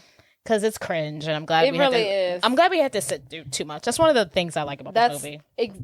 Agreed, 100%. Yes, I'm like, okay, great. That's why I like it. It's quick and to the point. Yeah. Like, even when she goes in to kill him, like, she's in jail, they get her out. He's like, he saves her anyway. That's why I love this movie. It's just like 10 minutes left, and like, they wrap the shit up. And he's like, you know what? She tried to kill me. I still love this girl. And I believe it. I buy it. I buy every second of it. I'm buying what they're selling. But yes, Mandy is like, I agree. You need to go find Lucinda. But before you go, I want to give you something to help you along your way, which is a book that so happens to be not Lucinda's, Mandy's boyfriend, Benny, who she accidentally turned him into a book when she was trying to give him a haircut. I don't even know how you could get a book out of a haircut. She's so bad at it. Maybe I guess she's just made to do household. Damn, but a hair trim seems easy. I don't know what she's doing. We don't know what she's doing. Yeah, in the beginning, she like tries to pick up a towel to bring it to her, and she couldn't even do that. Yeah. So I'm like, what's your role here? Like, what are you good for? Yeah, how long have you been alive, and how have you not? If you have eternal youth, how have you not mastered simple household things? Poor thing, yeah. Jesus Christ, you're no better than friggin' Lucinda. Right, exactly. Just being a fairy, being a good fairy must be hard. Oh my, she's literally not. She can't even use her skills to help her. She has to like unpack things with her hands. Like she's like, I'm just gonna do the normal way. Who knows what will happen if I actually use magic to tend to the house? We might set it on fire. Send her to school. Send her back to education. Because send her back to fairyland. At this point, we're doing her a favor. We're doing the family a disservice. Yes, it's a disgrace. Anywho, so she gives Ella this book that happens to be Mandy's boyfriend, Benny. It's a talking book. He talks. And he's basically like a walking encyclopedia. Yeah. He can show you all these things. He can tell you where this is at and where that is at. And she's like, okay, cool. And she's like, you should take it with you on your journey to find Lucinda. So she opens up the book and she's like, okay, Benny, show me Lucinda. He shows her Lucinda in the book, and it looks like she is somewhere in some village collecting some items. She's doing some shopping. And then she's like, okay, Benny, where in the village, in the town is she? Where is this? That's the catch. Benny can't tell you where anybody is. He can only show you where they are. Can only do so much, honey. Useless. It's gotta be useless. So, using, context clues, deductive reasoning, it looks like she's in Giantville and she's going to a wedding because she's collecting a wedding registry, and she's tiny and everything else is gigantic and huge. Yes. So I was like, well, Benny, looks like we're going to Giantville. She packs up her belongings and she's out the door that night to get rid of the curse. She's ready. That night. Not just before she, leaves her stepsisters and her stepmother with poison ivy flowers. For their photo shoot. So, I love that. See, she's cheeky. Undercover. But undercover. To the face. She's yes. Like, she tries her best. So she embarks on her journey. She's walking through not the jungle, the forest. The forest. And she opens up Benny and she's like, hey, can you show me a map of the forest? He does it. And she says, okay, look, if we cut through here, through there, we can make it to Giantville in like 2 days. Oh, Jesus Lord. 2 days. I know, right? Crazy. So while they're walking, she hears like a man screaming and she's like, what's that? She goes to investigate.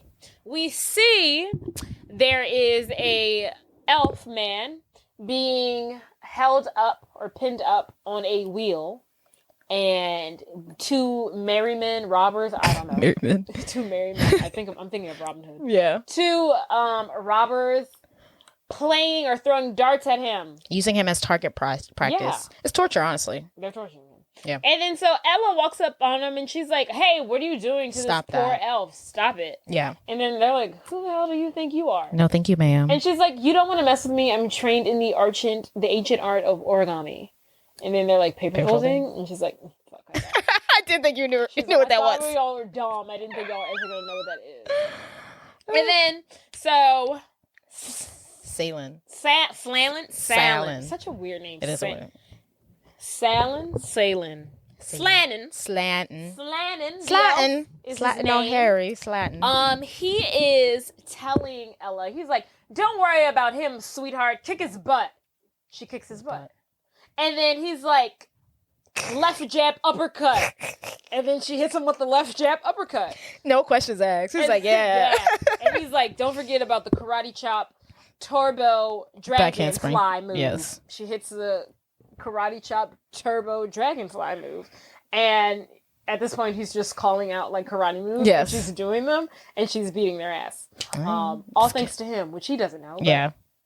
So they're like, okay, this chick means business. The robbers, they skirt. They're scared of her. She beats their butts. So then Ella goes to untie Slanton from the rotating wheel that these robbers had him on. He introduces himself. He's like, thank you so much. My name is Slanton Pym. Nice to meet you. And she's like, oh, nice to meet you. Well, Slanton, good luck. Gotta go. And he's like, wait. Where you going, buddy? Hey, where are you going? Like, you can't walk the forest by yourself. And she's like, I think I can. Oh, yeah, I kind of have plans. I have somewhere to be. And then he's like, well, we got to get dinner at least first. And she's like, no, I'm on a tight schedule. I've got to go. And he's like, oh, well, I see. Little Miss, I think I'm all that. You're too good to have dinner with an elf. And then she's like, no, it's not that. I just have somewhere to be. I would love to have dinner with you. And he's like, great. I've got a coupon. Let's go. It was kind of creepy how he turned on her. He's like, oh, you think you're so much. Yeah, he's like, you think you're so cool. Like, sorry, I got things to do. I don't know you. So the next scene, we see Slanton. He's trying to sneak into his village. At one point, Ella is like, if you live here, why are we sneaking in? And he's like, you don't want to find out what happens when they notice you. 5 seconds later, a lady sees the two at the entrance. She's like, visitors! And all these elves come out and they're singing, let us entertain you. Let us make you smile. So they're dancing, they're singing. If you probably haven't gotten this yet, but Slanton doesn't like that singing and dancing crap. He's not into it. It's not his vibe. He doesn't want it. He wants, it's just not his judge. Right. Even though that's what elves are known for. So they make their way into the restaurant. They're trying to avoid the singing and dancing elves, but they're unable to. Jeremiah was a bullfrog. They are harassing them at the table. Friend of mine. And Slanton reveals to Ella that he does not, although King, Sir Edgar has now forced all of the elves to be entertainers.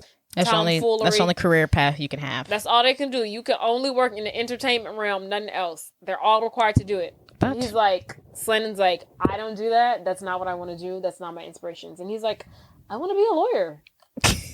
He's got it. He's kind of annoying. He likes to argue. He's short. He's short. He's short. You know, he fits the lawyer look. He's a bit annoying, a bit angry, a bit aggressive. But he tells her, look, I want to be a lawyer. And she's like, 2 thumbs up. I think you should. She's like, I'm here for that. And I think you should advocate. She's like, why don't you? And he's like, bitch, Hello. Right. There's a literal law that I can't do anything other than sing and dance. And she's like, oh my God, yes, I completely forgot. I've been focusing on the ogres. I forgot about the elves. I was so busy focusing on the ogres. I forgot that literally all of you creatures are forced to do things that you don't want to do. So then he notices the book that Ella's been carrying around, which is Benny. And he's like, what's with this book? Is it talking? Is it not talking? I'm confused. Yeah. And he's like, is this your diary? Then he finds out that Benny is actually a talking book. And that she is looking for her godmother, Lucinda. Yes. That's all you need to know. That's all you need to know. Need to know basis. So they finish dinner. Later on, as they're walking around, he's looking at the book and learning stuff. And then they notice a couple of elves that are being hauled away in the back of a carriage. And the elves look very sad. And Slayton tells Ella that they are going to the coronation ball and they're being forced to sing and dance for the prince. And then at his coronation. And to that, Ella is like, you know what? You need to go to see the prince or the king or the sir. And petition to become a lawyer and drop these stupid rules. And then he's like, be for real. How you think that's going to work? She's like, no, come on. She's like, look, I've met Prince Charmont, and he's actually not bad, and I don't think he's anything like his uncle. Slannon to be like, you know what? You're right. I'm gonna come with you, and I'm gonna petition to become a lawyer. He should.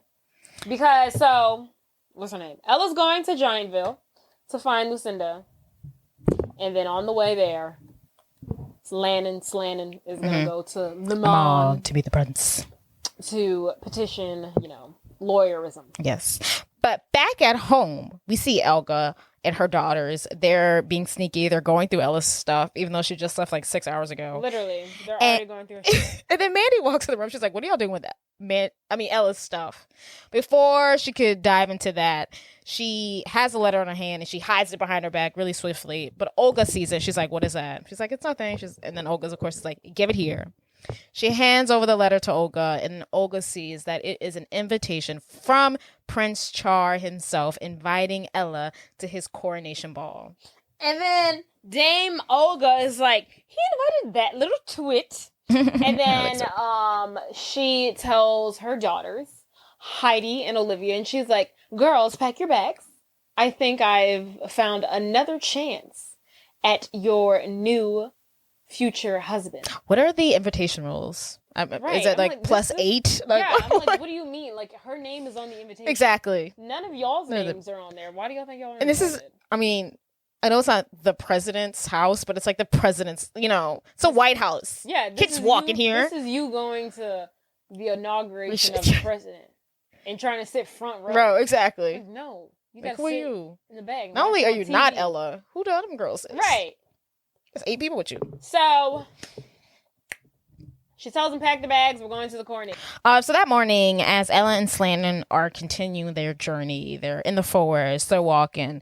They hear like a twig, and they're like, "Oh, it's a bunny. We're good. We're good." They hear another twig, and they're like, "It's another bunny." But no, it's ogres, and it's not green and cute like Shrek with layers. Well, they do have layers. But they are giving, I want to eat you right now. They're angry. They're huge. We see their butt blue. cracks. Yes. And they're blue. And the head ogre's name is Nish. And he's like, I am the ogre Nish, and I'm going to eat you. Get to the point. Here's my whole thing. So they're like, okay. Ogres aren't bad. Yeah, she's like, ogres aren't bad. And then they're like. Like they eat people, is that what you're saying? Yeah, I'm just like, confused. Okay.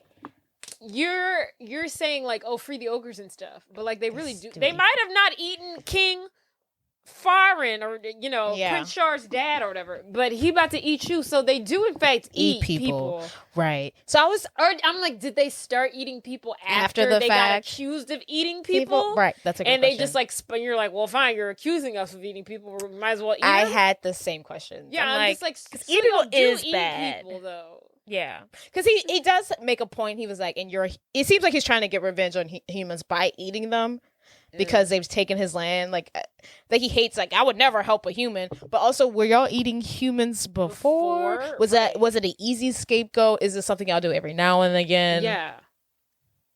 I don't get it. Riddle me this. Are you falling into your stereotype? I don't know. What's going on? You're like, we used to just eat deers, but if y'all gonna, now we're eating human flesh. So he's like, thank you. Ogre Nish is like, hey, which way y'all want to be prepared? Y'all want to be, sauteed, boiled, grilled, cooked? Sir. Either way, don't matter to me. And then Ella's like, hi, excuse me, my name is Ella. I actually hosted a rally for you guys a couple of days ago at the mall. Did you hear about it? How about you don't cook us? We're really nice people. And then Nish is like, no. We're going to eat you. And then so they tie Ella up. But before they tie her up, he tells her, don't speak and don't move. So ties her up, puts her body on top of a boiling cauldron. Meanwhile, Slannon is tied up to a tree. And she's just dangling there. The way she plays dead is perfect. She's like, she literally looks like a vegetable. She's such a good actress. So she's so good. She's so good. So the way she does nothing is amazing. While the ogres are, arguing over salt and pepper and if the water is hot enough to boil, here comes to save the day her knight in shining armor, Prince Charmont, on his horse and his sword, and he's like, leave her alone. Breakout ensues. He, unties her from the dangling tree that she's hanging from. He tells her to untie herself the rest of the way. Meanwhile, he's battling the ogres. And Ella is untying herself. Then she goes to untie Slannon. And then, it's like a battle royale between Prince Charmant and the ogres. But, of course, his fine ass comes out on top. Period. But before he lets them go, he asks them, are you the ogres that killed my father? And then Nish is like, King Farin was a good man. We lived in peace during his reign. Why would we kill him? Yeah, maybe they stopped eating people during the reign. Maybe that was like their treaty. They're like... Like, we'll be peaceful. We won't eat humans. Maybe, yeah. Peace. So, Prince Char is like, I'll spare your lives where you didn't spare his. Go find your breakfast elsewhere. So he's like, Nish is like, fine. If you eat maiden anyway, you're hungry an hour later. I don't know if we should let them go if they were about to kill 2 people. Yeah. I don't know. They're just going to go eat somebody else. Yeah. I'm not sure how I feel about that. I appreciate him not killing them, but I don't know. I feel like we should maybe lock them up. I don't know. Yeah. Not to go find somebody else to eat. Right. Go eat other people. It doesn't seem like a fix. So after the fight scene, Char makes a comment like, oh, I have to save you again, blah, blah, blah, blah. Maybe since I'm going to Lamar and you're going to Giantsville, maybe let's travel together so I can keep you safe and I don't have to travel as far to save you. It's less of a commute. Yes. He says. And then Ella's like, that's nice and all, but you really don't have to do that. And then Slan is like, are you crazy? Tell him to come with us. It's a command. He gives her a command, so she has to obey. So she tells him, yes, come with us. And Charmant is like, well, yeah, okay. Meanwhile, we see that not King, Sir Edgar Snake Heston is hiding away in Charmant's bag, spying on him. How dare he? How dare he? So it's not good. So as Prince Char and Ella are on the way to first Giantville, I guess, they're chit-chat to find Lucinda. They're talking. Slannon takes this opportunity to talk to the prince about petitioning to be a lawyer, and the prince is like, that's not really my area of expertise. Maybe you should talk to my uncle. He's like, I recommend that you talk to my uncle. I'm sure if you petition a worthy case, he'll consider reevaluating the law. Have you ever talked to your uncle? He did one nice thing to you 20 years ago by sending you off to school. Right. He murdered your father and decided to raise you. He's such a good man. And that's not, what my advice would be? To talk to the man who created the rule. About it. And I'm sure, how does he think? Who does he think is running it? He's like, surely my uncle, so soon after that. If you put up a good argument, You know, he's not hard to convince. Like, every time they see something terrible, he's like, I don't think my uncle knows about this. What do you think? Why do you think it's like this? He drives me insane. I'm like, oh my God, you're so pretty, but you're so gullible and stupid. Girl, that's that privilege for you. So after Ella hears this, she's like, ugh. This is why I don't like you. She's like, what? What did I do? And she's like, you're about to become king. Yes. You have the power to change the world, and you don't even care. And he says to her, he's like, I didn't ask for this. This isn't what I wanted. This was just brought upon me. For you. And then she's like, do you think the elves want to entertain? Do you think the giants want to be slaves? Thanks to your uncle, there's a lot of people who don't have any say in the matter. And she's like, it's not good. It's not fun having to do something you don't want to do. Take it from somebody who knows, says Ella. She runs off, or she doesn't run off. She horses off. And he's like, Ella, wait. Away. Hey, come back. I love you. So he chases after her. And it seems like it's going to be one of those long things. But unfortunately, they run into the giants. It comes to an abrupt halt. Yes. When they see, they reach Giantville, and the first thing they see upon entrance is giants. Girl, they got them giants out there. They're being whipped. They out there in them fields. Slavery. Child. This is real slavery. Could you imagine? Like, how did they make these giants? Because the people who are whipping them are regular human size, and then we have giants here. What is their leverage over them? How? Because I'm gonna solve this problem by picking you up and throwing you over there. And then while we see the giants out in the fields, like harvesting the crops, or whatever they're doing, one of the guards, who's human size, whips him. I'm like, you're a giant. To you, I feel like him getting whipped had to be the equivalent of someone taking a rubber band and putting it against your arm and like pulling it and then it hitting you. Did a mosquito bite me? Yeah, like, exactly. It's like that can't feel like anything to you. It's ridiculous. But Ella and Char are like off. They're like, what the hell? Yeah, they are thrown off by this. And then Char's like, surely my uncle doesn't know about this. Those are guards.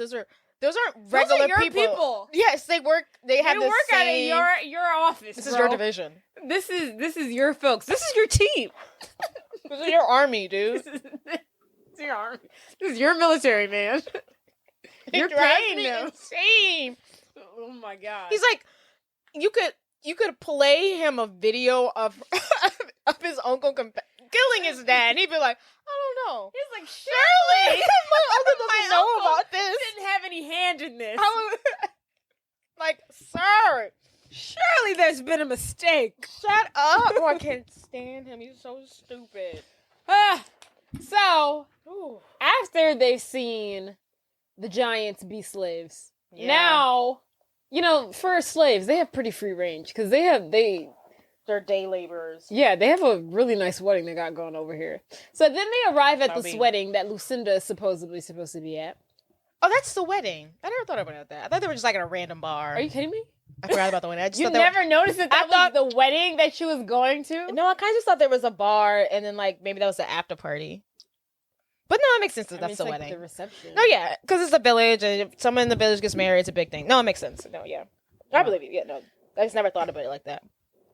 There's only one way to think of it. I don't know, I just thought it would be the wedding. But yeah, no, it's just like the whole... It says, Oh, does it? It says like wedding party or something. That's hilarious. I never noticed. So they arrive at the wedding that Lucinda is supposed to be at. Ella's like, hopefully my godmother's in here. And then Char's like, maybe this is a good time for me to smooth things over with the ogres. Giants. So they go into the wedding. Upon entry, one of the giants is like, Prince Charmont, what are you doing here? And then he's like, hey, I just thought this would be a good time to, talk about interests and things like that. I know y'all a little drunk, but I just wanted to take the time and, speak to someone. And then Ella's like, yeah, that's what he's here to do. Meanwhile, I'm looking for Lucinda Periwinkle. What's her name? Periweather. Periweather. Have you seen her? The giant. Yes. Mr. What's his name? Kobachuk? That sounds right, honestly. Something.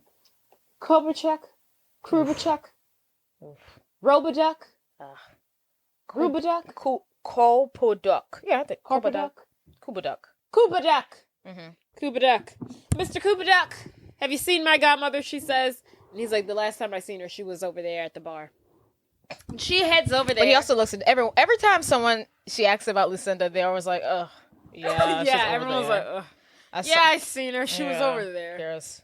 So then we have Flannan. He's doing his own thing. Yeah, he takes off.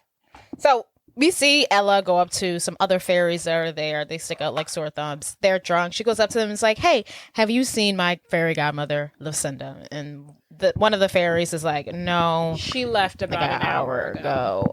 She make a rude comment about her? She doesn't. Okay, she doesn't. And then she's like, do you know where she went? And she said, no, the last time I heard she was living somewhere in Le Mans. Where is the kingdom is. Yes. Where Flannan wants to go to petition being a lawyer, and where, of course, Prince Char is the king of. That's where Faith is pushing her. Yep.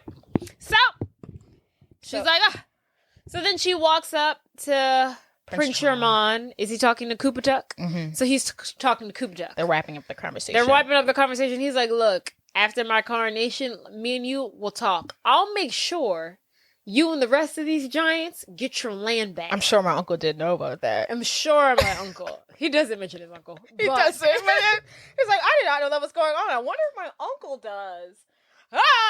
Like, who's buying the land? Who else would be behind this, bro? Oh my god. Your uncle makes all the decisions. Did someone not tell you how? Do you not even know how this works? Do you not know what kind of democracy you're in? Like, this is right. It's not democracy. This is dictatorship. Yeah, and you're running a dictatorship. Yeah. Do you not know how this works? So it's only your uncle sets the rules. You are the final rule book. Exactly. Do you know? You're the royal family. Do you know what a kingdom is? Right.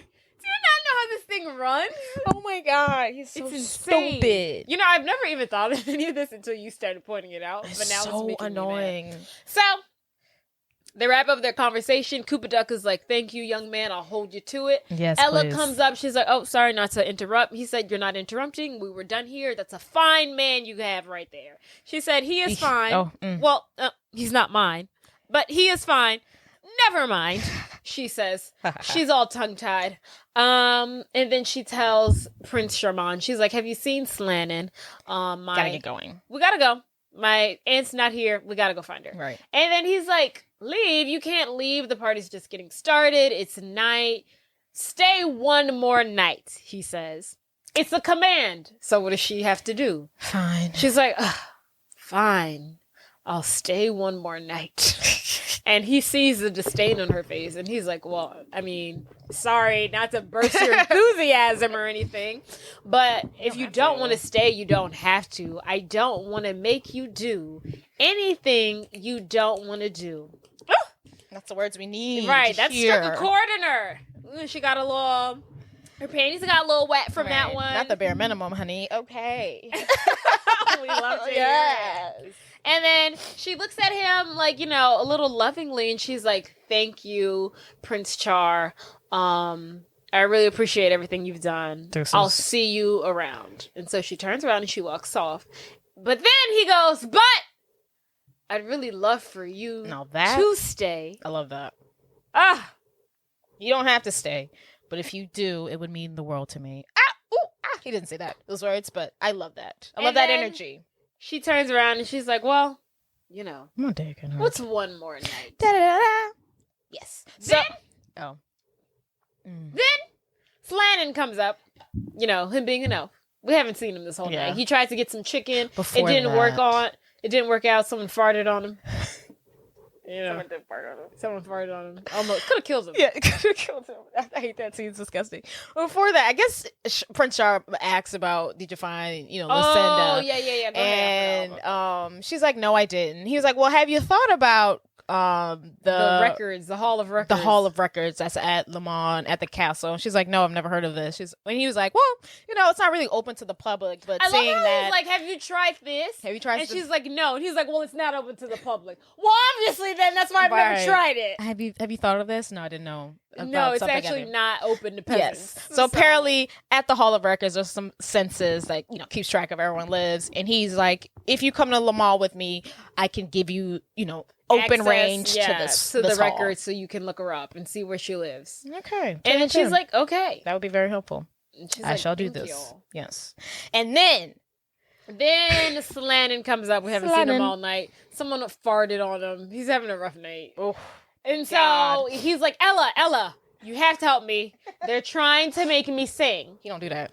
And then Ella gets up. She's like, Mr. Koopaduck, the giant that Shar was talking to. She's like, look, I know this might sound crazy. It might sound weird, but Slannon, he doesn't sing. He don't do that. I love how he's instantly, okay, what about you? He's like, he doesn't even argue it. He's like, okay, fine. How about you? One of you small motherfuckers? Yeah. Are gonna shuck and jive at this here wedding. Best believe it. Right. I don't care who it is, one of y'all, but one of y'all little people, y'all gonna dance for an elf from a human, I don't know. I don't care. But one of y'all gonna dance. One of y'all tiny little people, y'all gonna do a little number for us. Which is funny, because, like, they seem to already be a dancing bunch. Like, they had their own, like, choreography. They were getting down before, like, anyone came in there. Right. Doing these things. Oh my God. They were, like, getting down. Up. That wedding looks so much fun. Their choreographed dance number looks fantastic. Maybe they just like other people to sing and dance. I don't think, because they seem to have had that down pat. Yeah. Maybe they just want. Maybe they can dance, but they need a singer. Yeah. So they tell Ella to sing, and she's like, "Oh God, please no!" And then he says, "Sing!" He commands her. She's got to do it. What is she busting? Can anybody find me somebody to love? Queen. You're welcome. Somebody to love. Find her. Somebody to love. Find her. Somebody to love. Can anybody find me? Somebody to love. Great. You know, that was her really singing. I heard. And I mean, she did Les Miserables. The girl can sing, on. Right. I forget. She actually can sing. Because honestly, if I could sing, I wouldn't stop singing. Yeah. You would. But I read that she didn't want to sing. That's wild. Bitch, sing. She was like, I want to be a serious actor. I want to be a serious actress. You know how to be. But yes, one of my favorite scenes. Like, such a fun scene. I love how the Giants are like, at first they're like, sing. And then they're like, louder. And then like, dance. And they're like, give us more soul. Now pretend like you're singing underwater. Now pretend like you're a puppet strung by a puppet master and dance and sing at the same time. Yes. They're giving her all these commands. Yes, more soul. Like, she's at an audition. Right. Like, give us some more oomph. I love it. And she was giving it. I love the way she dances. I love hate it. I was like, oh no, I love it. Oh, it's a bit spastic. Oh, she's a bit spastic. I think it's perfect. She's a bit awkward. I like it, but hate it at the same time. I love it. I don't hate anything. I kind of get what you're saying, but I love it. I think it's perfect. So, you know, she sings. The crowd goes wild. At one point, she does like a twirl, and she twirls into Prince Charmont, and he dips her. She sings her final note, and they look into each other lovingly in the eyes, and then they start slow dancing. Mm-hmm. So and cute. Forgetting that they are not the only people in the room, but they're dancing as if they are. Oh, sweet. So then she is greeted with a round of applause from Yay! the Giants. They loved it. Meanwhile, Slannon is getting eye candy from one of the Giants, Broomhilda. Heidi Klum. Who knew? Who knew? So he's getting googly eyes from Heidi Klum over there. So after, you know, her little dance, sing, song number, Prince Charmont and Ella are sitting by the fire, and Slannon's with Heidi Klum. And, you know, they're talking, they're joshing it up. And he seems like he's more open. They get back on the talk of politics. Yeah. And he seems more open to the fact of making some change. I have Edgar, I guess. He's not such a bad guy. He risked his life to save my father. And he brought me up as his own son. I know you don't like his politics much, but I'm sure when I tell him about the giants, he will correct the situation. Yeah, or you could. Look, it took a lot of guts for you to come here today. Look at the way you smooth things over with Koopa Duck. You're a natural at this. Wow, is that almost a compliment? Most? Now don't go getting a big head, okay? Your crown won't fit. No, you know what else? Tomorrow I'm going to go to my uncle and I'm going to ask him to repeal the elfin restrictions. Slanham will have his day in court if I have anything to say about it. I think you're going to be a great king someday. Your father would have been proud. And it's so funny because I feel like Ella in that scene is just like, you know, he killed him, right? Like, I feel like she's like, I feel like sure. she's like, yeah, she's sure. trying to be respectful because she could drag the whole family. She's like, I'm almost certain your uncle actually I'm almost murdered certain. your Yes. father.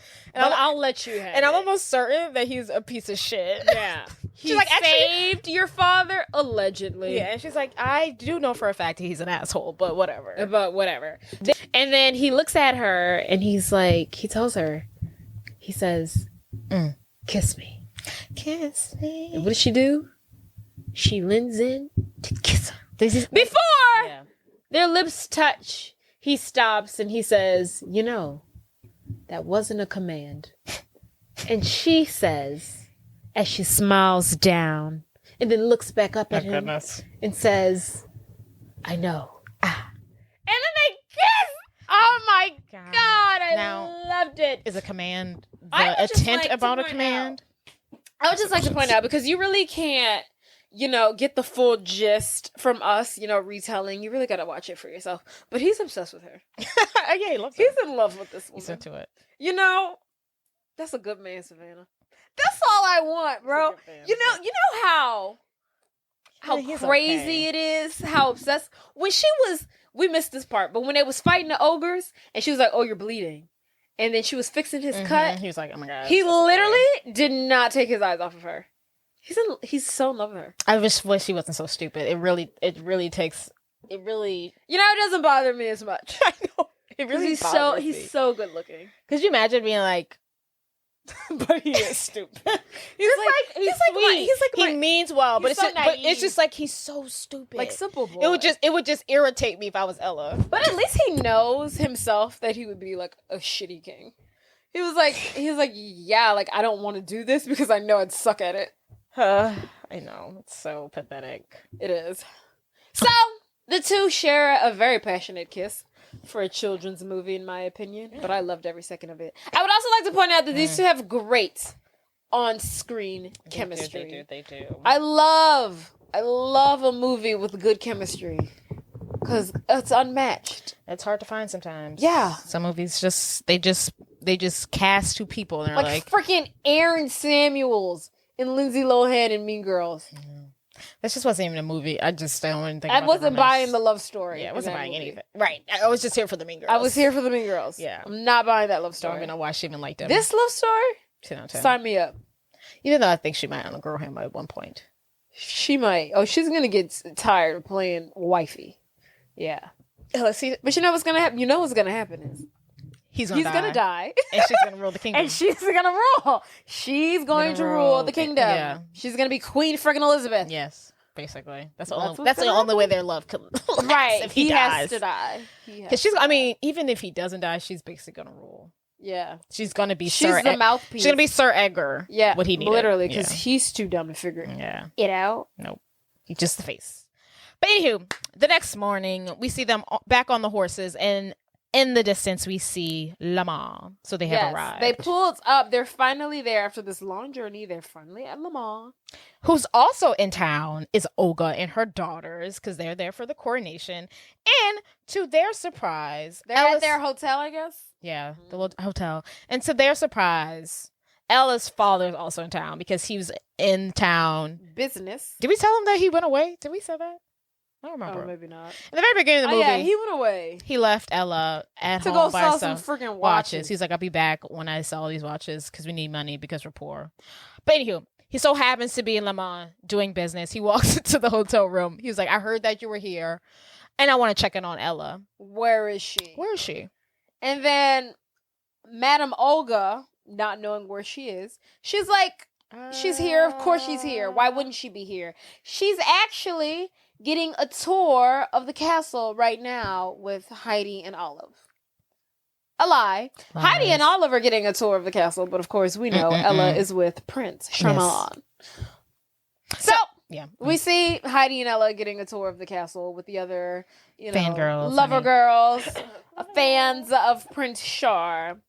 Meanwhile, Prince Char, Ella, and Slannon are entering the castle gates. Slannon is stopped by the guards, but Ella and Prince Char don't notice. I'll be so pissed. I'd be so pissed. Like, y'all didn't turn around. Right. And also, if I was Slannon, I'd be hooping and hollering, hey! Come get me. Yeah, hello. I'm right here. Yeah.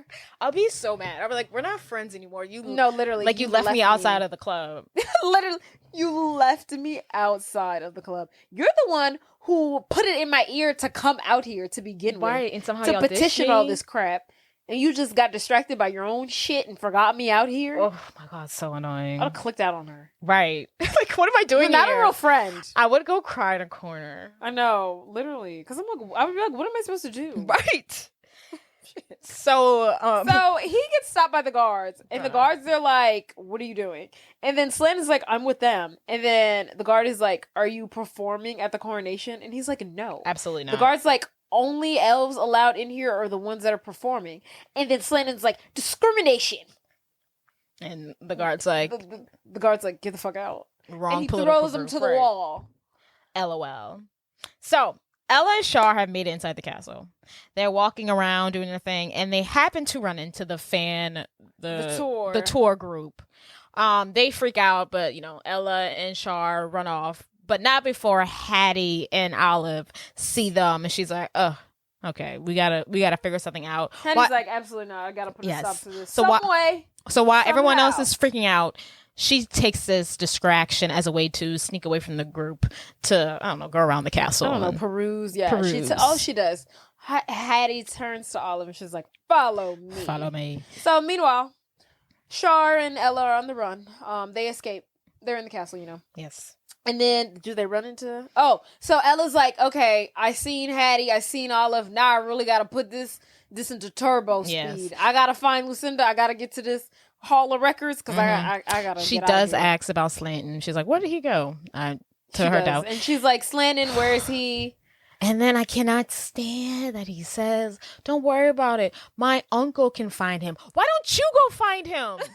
Y'all are just spending days together. Why does your uncle need to go find him? Incompetent. He can't do anything. Oh my God, my uncle go find him. Why don't you ask one of the guards to go find him? He doesn't know how to do anything. Oh my God, it drives me insane. You are the prince. He's like, my uncle will find him because I don't know how to do that. Just ask the guy standing next to you. Go find an elf. I don't know how to ask the guards to do that exact same thing. Drives me insane. So yeah, he's like, don't worry about it. I'll have my uncle find Slannon. We'll get to the Hall of Records. It'll all be fine. Okay? And then so emerges King Sir Edgar and his little snake. Remember, the snake is a snake.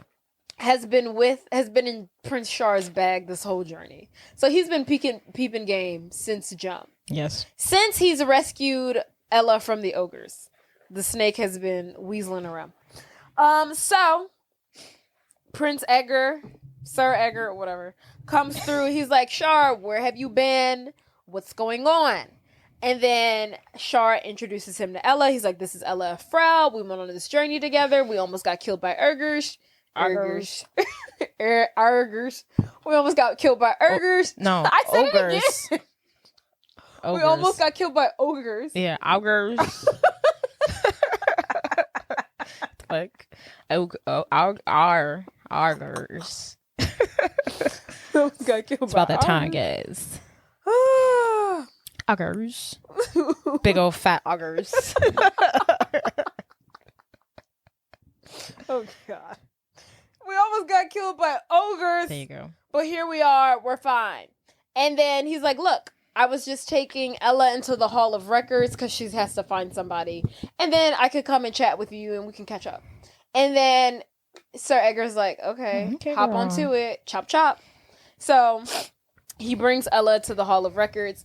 And then Sir Edgar turns to the snake Heston. And he's like, you're right. I don't like that girl. She's off. Something's weird about her. I would like to point this out because I meant to point this out earlier, but I didn't. You know who plays Sir Edgar? You know who that is? So important. Hey, he's the guy. I don't think we noticed because his hair is black. He plays the main guy in freaking The Princess Bride. Oh yeah. The Princess Bride and Fairy Tale Family and Robin Hood. That's right. You know what I he's a liar. I think everyone. I really like how this film keeps it in the realm of like fairy tales. Like he played in Princess Bride, and here he is again, but he's switching the flip. He's evil. Yeah. And then we have Ella, Anne Hathaway. No, Princess. Here she is again. You know the real story though. Okay. There's one thing. Being typecast. It's another thing. Being cast as a different version of the evil stepsister 4 different times in a film. And that's Hattie. She's Lucy what? Punch for you. She's been what? She's been casted as the evil stepsister 4 different times in 4 different movies. I can't read those movies. This movie is Hattie. Into the Woods. Oh, Into the musical? Yeah. I think she plays like Lucinda. And then like 2 other films. I think they were like made for television though. Oh. Smaller roles. I see a Cinderella film that she was in. She must have been 4 times. This bitch has been playing an evil stepsister 4 times. That's iconic. I like her in Bad Teacher. Oh yeah. We're keeping it all in the family. Yeah. Here. Everyone's dabbled in the fairy tale realm, and I really like it. I appreciate it. So, yeah.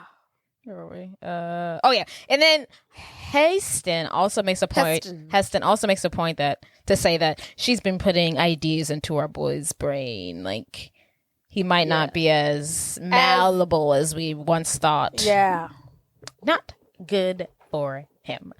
So, Ella goes to the Hall of Records, and she's looking for her godmother. And then we see Char in his room. He's getting dressed for the ball that night because the next day is his coronation. So tonight's the ball. Next day is the coronation. And he's talking with his uncle about the giant labor conditions and all the different rules and stuff. And then Edgar is like listening to him, but he's like blowing him off. He's like, I don't take you seriously. Like, and then Char's like, it's not funny. Uncle Edgar, I'm being so for real right now. Could you imagine? Like, okay. I wouldn't take him seriously either. I'd be like, oh, you're an idiot. I'm like, shut up. He's like, okay. He's like, okay, yeah, whatever. Fine. He said, we'll talk about it after the coronation. Enjoy your night. We'll do this topic later. And then Prince Char turns to him and he's like, I'm going to propose to her. And he said, propose. And he's like, propose to who? Right. This Ella of Pharrell? And he's like, yeah, I'm going to propose to her. I'm going to ask her to marry me. The same place and at the same time my father proposed to my mother. Aww. He's like, I love her. Michael is like, I cannot. I can do with you, but a smart woman? Absolutely not. No. A woman who's independent, who thinks on her own? Feminism? Right. In the medieval times? Absolutely. I feel like Edgar was like, after the coronation, he's gonna forget all about this. He's gonna forget all these giants and ogre rights. It was passing thought. But now he's throwing out marriage. But Ella's sticking around. Oh, they ain't going nowhere. Yeah. We have an issue. You must So before he can even really process this information, Edgar, he hears commotion going on in the castle, and he's like, what now? BRBs. And he tells him, I'll be right back. We'll talk about this later. So he goes to see what the commotion is. The commotion turns out to be Hattie and Olive. Ugh. He's speaking. Oh. Mm-hmm. Go ahead. Oh, no, you can go. He's speaking with Hattie and Olive. He now has them in his office, and he's like, so y'all are the stepsister to Ella. Tell me about her. Hattie goes, what's in it for me? Period. And he's like, well, let's see here. Well, I want this chick out of the picture. Prince Charmant's coronation's coming up soon. Give me enough information on Ella. And, I can throw Prince Charmant into a little deal for you. And maybe even promise his hand in marriage to you. That's right. To this, Hattie is like, she does whatever she's told to do. Ella does whatever she's told to do. I don't know why. She just does. You know what's so funny? Like, I feel like at this point he was like, oh yeah, I'm definitely killing him. Yeah, sure. Yeah, he's so evil. Like, I don't give a frick about your plan, girl. He's just messing over 12-year-olds.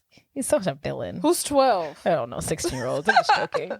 He's like, just children. He's like, yeah, you can marry my... that's what you're saying. He's like, he's gonna die tonight. Oh, now he's just like lying. Like, what point are you trying to make? Like, he's just like lying. Oh, he's saying, okay, you can marry him, but he's gonna kill him anyways. Okay, that's true.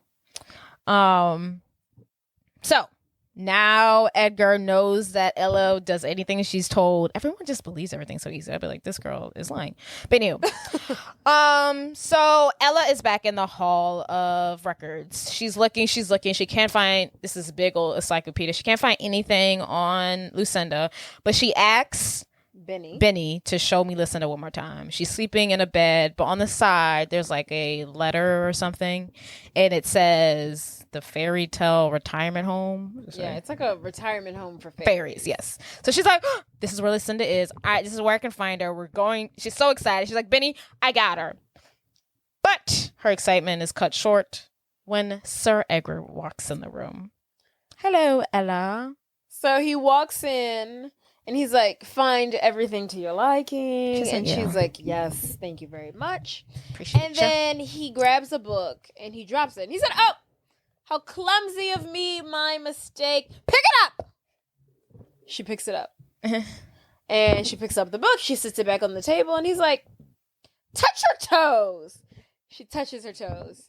She's like, oh, no. Fuck. You're right. She knows what's a foot. She knows that he knows. And he's like, oh, yes. Mm-hmm. Then he tells her to do the freaking Macarena or something like that. Shake it, shake. Shake, shake, shake. He tells her to pat her head while rubbing her belly. Then he tells her to shake her booty. He's giving her all these crazy commands. And she's like, what do you want? And then Heston is like, look, Edgar, evil plans ahead. Like, let's get to the point. It's past bedtime. Huh? Oh, I was like, oh no, I feel like Heston's like, wrap this shit up. It's past my bedtime. Like, I don't have time for your cute little games. So he gets to the point. He tells Ella, look, I know your little secret. This is what you're going to do for me. After the coronation, while you're all dressed up, you're having fun with Prince Charmont, he's going to whisk you away to the Hall of Mirrors at midnight, and he's gonna ask you to marry him. But when he does, he hands her a dagger. You're gonna take this dagger and stab him in the heart and kill him. No, I can't. And she's like, no, I can't. He's like, you must, you will. I've already told you to do it. The deal is done. And then she's like, you would kill your own nephew? And he's like, I killed my own brother. And she's like, why? And he's like, because I want to be king. Duh. They were in my way. I killed them. Prince Charmant's in my way. I'm going to kill him. You're in my way. I'm going to frame you for murder. Yeah. Hello, I'm evil. Simple. Did you not see the snake that I carry around with me? It's like a big telltale. So, literally. So he sends her off, but before he does, he says, you are to tell no one of this plan. Dang it. And Ella is devastated. Yes. She has to kill the man she loves. Just to kill the man she loves. So Ella, after this, goes to look for Lucinda, because this is her last hope. She finds the retirement home that she's supposed to be at. And she asks, like, the person, the manager running the retirement home, she's like, oh yeah, Lucinda got kicked out weeks ago. She's like, do you know where she is? And she's like, look, honey, it's probably best that you never find Lucinda. She is a mess. Sorry, I don't know where she is. So now Ella is like, okay, there's nothing I can do at this point. She goes to some random bar and she writes Char a letter about how she can't see him anymore. She has to go away. It's for the best. She'll never see him again. She says that she's sorry and she really does believe that he will be a great king one day. And Char gets this message, and he is upset as he stands over the fireplace. Yeah, the letters delivered to him, and his heart just ripped out of his chest. Yes. Why? Because he loved this girl so much. He loved her. So Ella is walking in the streets, crying. She finally sees Slayton. Is that Slatton McGarry. And she's like, no, bitch. Slatton McHenry. Slanton of Pym. Slanton of Pym. And she finds Slanton, and she's like, "Where have you been? I needed you." Actually, I don't really care. Never mind, we don't have time for this. Yes. I need you to do me a favor. I need you to do me a favor. Fast forward, they're in the forest. She tells Slanton, I need you to lock me to this tree. The tree is huge. The tree looks like a 500-year-old like wisdom tree. That scene just reminds me of Wizard of Oz. Yes. Yeah, call those tulips. Yeah. So yeah, they're in this like open garden, and all there is like this big ass tree in the middle. Yeah. And so he locks and chains her to the tree. And he's like, why do you want me to do this? And then Ella's like, I can't tell you why, but I need you to go in the forest, rally as much giants, elves, and whoever else is possible, and meet back at the castle. This is very important. And he's like, you want me to go in the forest by myself to a certain death? And she's like, yes. We need to protect Char. I can't tell you why or what I know, but I need you to go get a team so we can protect Char. That's all she And then she's like, if you don't, you very well will be singing like dancing for the rest of your life. Your entire life. You will be subject to entertaining. And he's like, oh, fine. So he goes off and he does it. She thanks him. And he's like, whatever. And so many hours go by. She's been pinned up to this tree for a while now. All day. And it is the night of the coronation. Char is at his ball. Well, it's not the night of the coronation. It is the night of the ball. Char is sitting up front. He's sulking. His uncle's like, where's your little girlfriend? Like, where's your little friend? And he's like, I don't want to talk about her. About it right now. Also at the ball is Olga and Ella's father, who now realizes that Olga has lost his daughter. Where's she at? I love how she gets Botox and he's like bat feces and ox blood. We call it Batox. Oh, I didn't notice that. Yeah. Love it. And she looks crazy. Yeah. So Ella, she's back at the tree. Also, Hattie and Olive are also at the function too. But anyway, so Ella is still chained to the tree, and as Faith would have it, she sees some purple dust flying through the air, and something plops to the ground, and guess who it is? Frickin' Lucinda. What are the odds of that? Faith, honey. I wrote, as Faith would have it. Literally, it's just like of all the places for this crack whore to land, she lands in this open She's field. Been looking for her this whole time. Yeah. And the one time that she doesn't want to find her. Yeah. Well, she shouldn't have found her this one time, yeah. So yeah. Lucinda finds her, basically. And she's like, oh, this isn't the salad bar at Borelli's. And then she's about to, take off. And Ella's like, oh my God, no, Lucinda! Please wait. I've been looking all over for you. And then Lucinda's like, do I know you? And she's like, yes, it's me, Ella Enchanted. You gave me a gift when I was a child. And she's like, oh, yeah, the obedient one. She's like, why are you pinned up to this tree? Gross. And then she's like, I need you to take the gift back. And she's instantly offended. And she's like, what? Take the gift back? And then Ella's like, it's not that it's not a good gift and that I don't appreciate it. It's just, I'm going to do something really bad to somebody who I really care about, maybe even love. She throws out the L word for the first time. 2 days. And if you don't take it back, he's going to be in danger. And then she's like, everybody loves my gifts, okay? I'm not taking it back. People love me. That's not how it works. She's such... Everywhere I go, people say great things about me. Social cues, she doesn't have any. Lock her up, everyone. Oh my God. And then she was like, to prove how great of a gem I am, I'm going to unchain you from this tree. No, don't do that. No. Ella begs. Too late, because the lady doesn't listen to anybody's personal requests. Right. She only listens to her own thoughts. She's so inconsiderate. Right. Oh my God. Mind you, if I saw someone chained to a tree, I'd be like, well, clearly you don't want to be here. But she said, hey, I need you to, oh my God, whatever. Right. So that she wasn't my request. Her to the tree. And then she's like, a girl as pretty as you should be at the ball dancing with the prince. And then Ella's like, no, I can't. Lucinda's like, well, you're right, not dressed like that. Pow, she puts her in a ball gown. A white ball gown. Okay. She looks exactly how she looked in freaking Princess Diaries. Yes, at her she does. Whatever it was. Coronation, huh? No, it was the Grand Ball. It was the Genovia Independence Day Ball. How could I forget? How could you forget? So... she's dressed to impress. She's dressed and she's unchained from the tree, and Lucinda's like, "Yep, you're welcome." And then she flies off. Yes, because the spell is drawing her to the castle. Like as the clock was ticking, the tree was moving a little bit because her body was trying to take her to the ball. Yeah, her body and the commands that are thrust upon her are forcing her to that ball.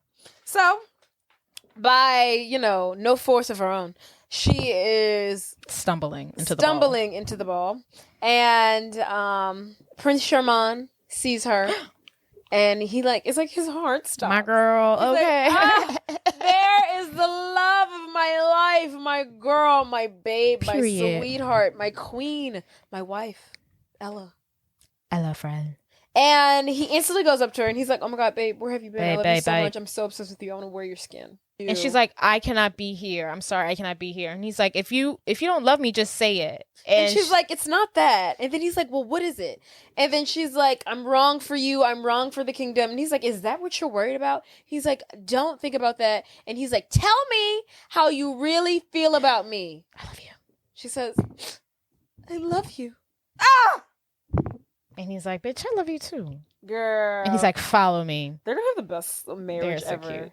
Once he dies, she really will thrive, though. It would be interesting. They'll only be married for like 10 years. He's going to die in like 10 years. That's as long as they'll last. Yeah, 10 years. Because after that, she's going to get tired of being the wife. But I think it is good that he likes her more than she likes him. But yeah. It is. She's going to get sick of him for sure. Yeah. Do you know how powerful it is to be dating a man that fine? He's a prince. Right. He's got all the money in the world, and yet you still have the upper hand. Right. He still wants you way more than you want him. Mm-hmm. Look how fine he is. Look all the money he got. Look all the power he got. And you got the upper hand. Right. Because she has a brain. He has nothing. That's true. But so Char sweeps her way to the Hall of Mirrors. Where he plans to propose. So he looks at her and he's like, he gives her this like speech. He's speech, yeah. And he's like, will you marry me? And she tearfully says, No. I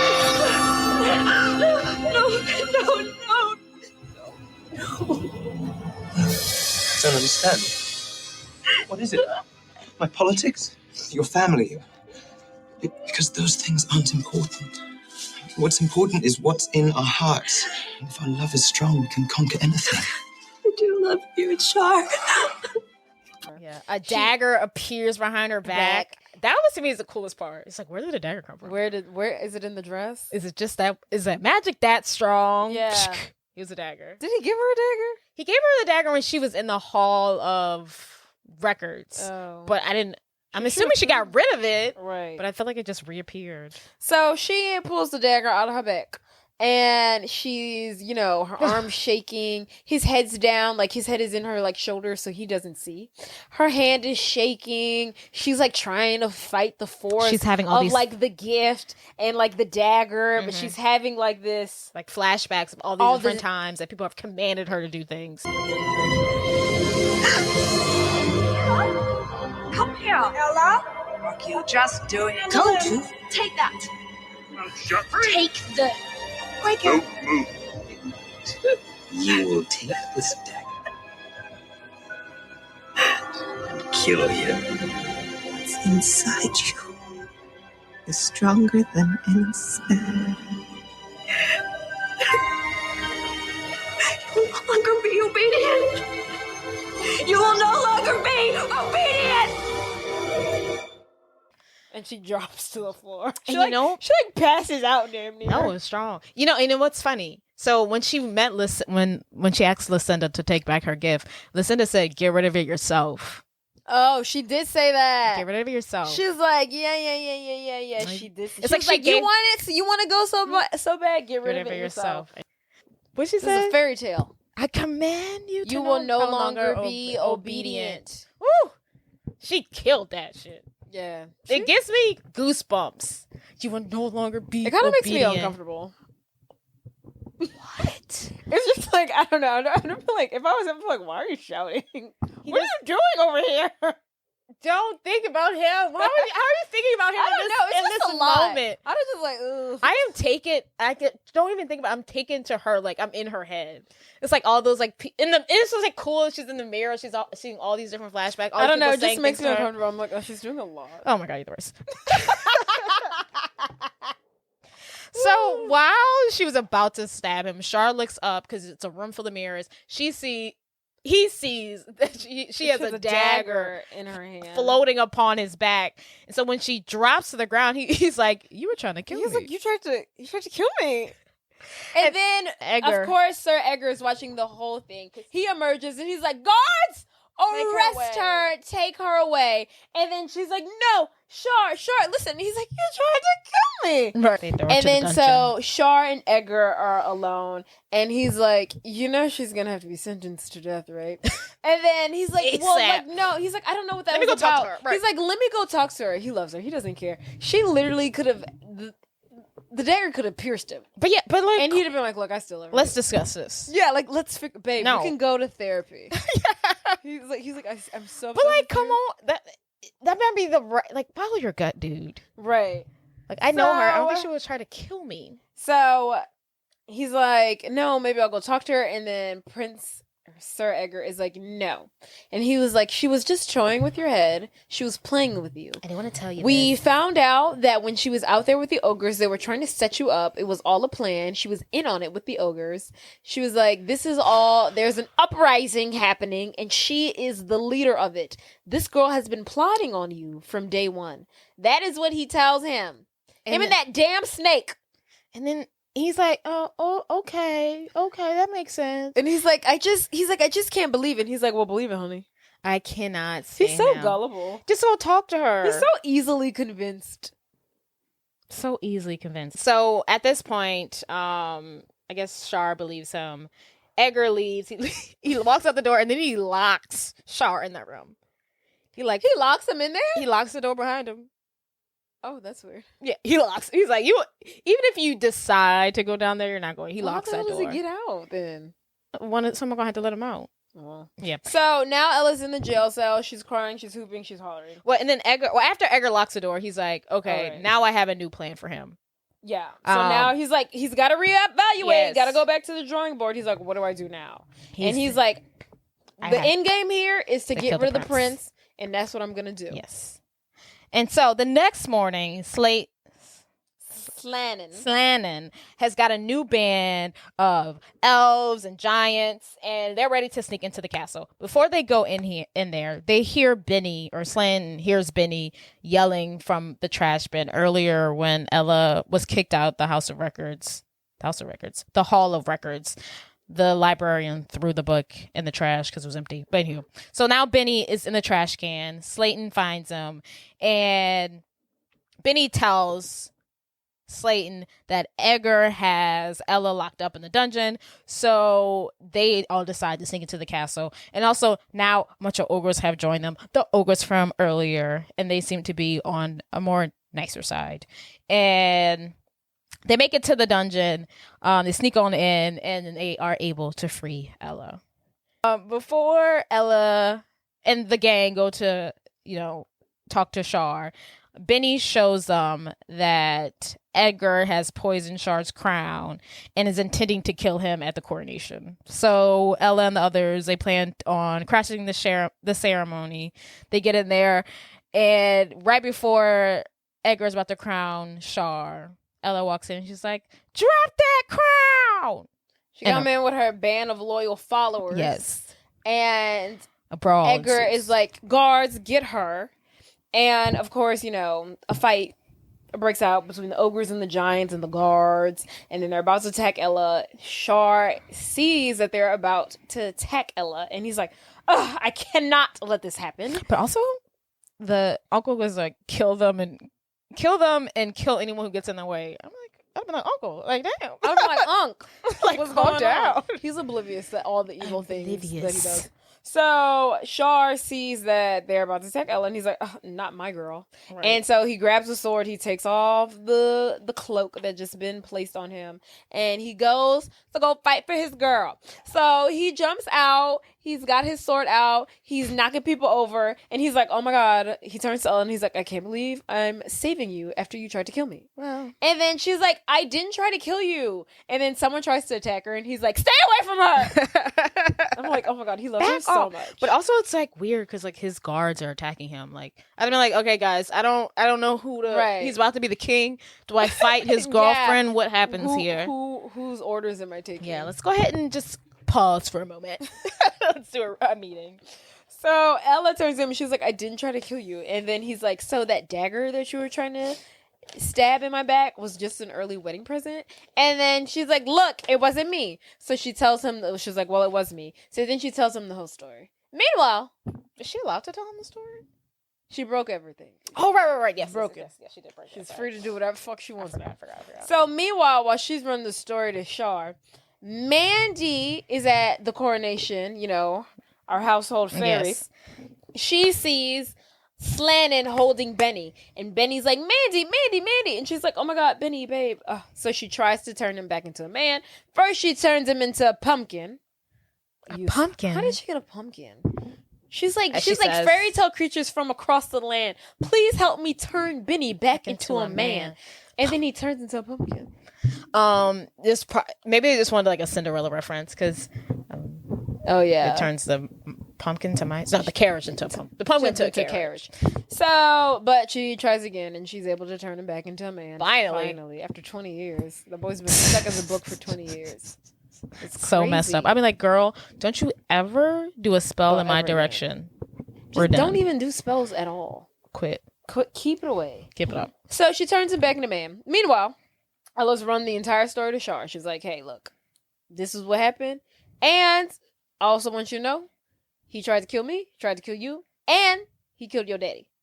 And then he's like, Edgar? What? Killed my I don't know. father? I don't think he knows about that. And then he's like, yeah. Let me talk to him about that first. He's like, well, Edgar, Unc, what do you make of this? And she's like, you're going to believe her? This little girl you've known for 5 minutes? And then he was about to believe him. He was onto him. Oh. And then here comes Heston, slithering his little snaky behind. Because Heston's about to rolling up on Char, and he was about to bite him. Right. I don't really think how that would have killed him. Like a snake bite? If he was poisonous. I mean, yeah, is he? I would have to assume so. Let's just assume, yeah. So the snake tried to bite him. And then Char's like, well, I guess this is my proof here. Your snake just tried to kill me. Had Heston not been tired of this back and forth and just killed him himself, he would be dead. It would have taken a lot more convincing. Ella would have been dead, hung, and then not even beheaded. And then he would have been comatose. Dead, hung. He'd have been comatose. Yeah. It would have been a real Romeo and Juliet situation. Right. So Char's like, well, I've seen all I needed to see. You just tried to kill me. Your snake just tried to kill me. And then he was like, why would you kill my father, your brother? And he was like, hello? How many times do I have to say it? I want to be king. Why is that not obvious? He was in my way. I wanted the crown, so I got rid of him. You're in my way. I want the crown, so I'm fixing to get rid of you. The math. You're not fit to wear this crown. The only person fit to wear this crown is me. He puts on the crown. The poison crown? The poison crown. That he was going to use to kill his nephew. He puts it on, so he's poisoned himself. And he passes You can kiss out. kingdom goodbye. Right. So he passes out. And, collapse. So Ella and Char are like, you know what? Let's forget the uncle that you loved so deeply 5 minutes ago. And, let's do our one and one thing. Like, he just let that go fast. And he's like, oh my God, you saved my life. And she's like, well, I guess now we're even. Yeah. And he's like, marry me? She's like, now that I can do. Oh, gross. No, that's cringe. I didn't think it was cringe. That was beautiful. It was. And then comes their biggest hater, Hattie. Ella.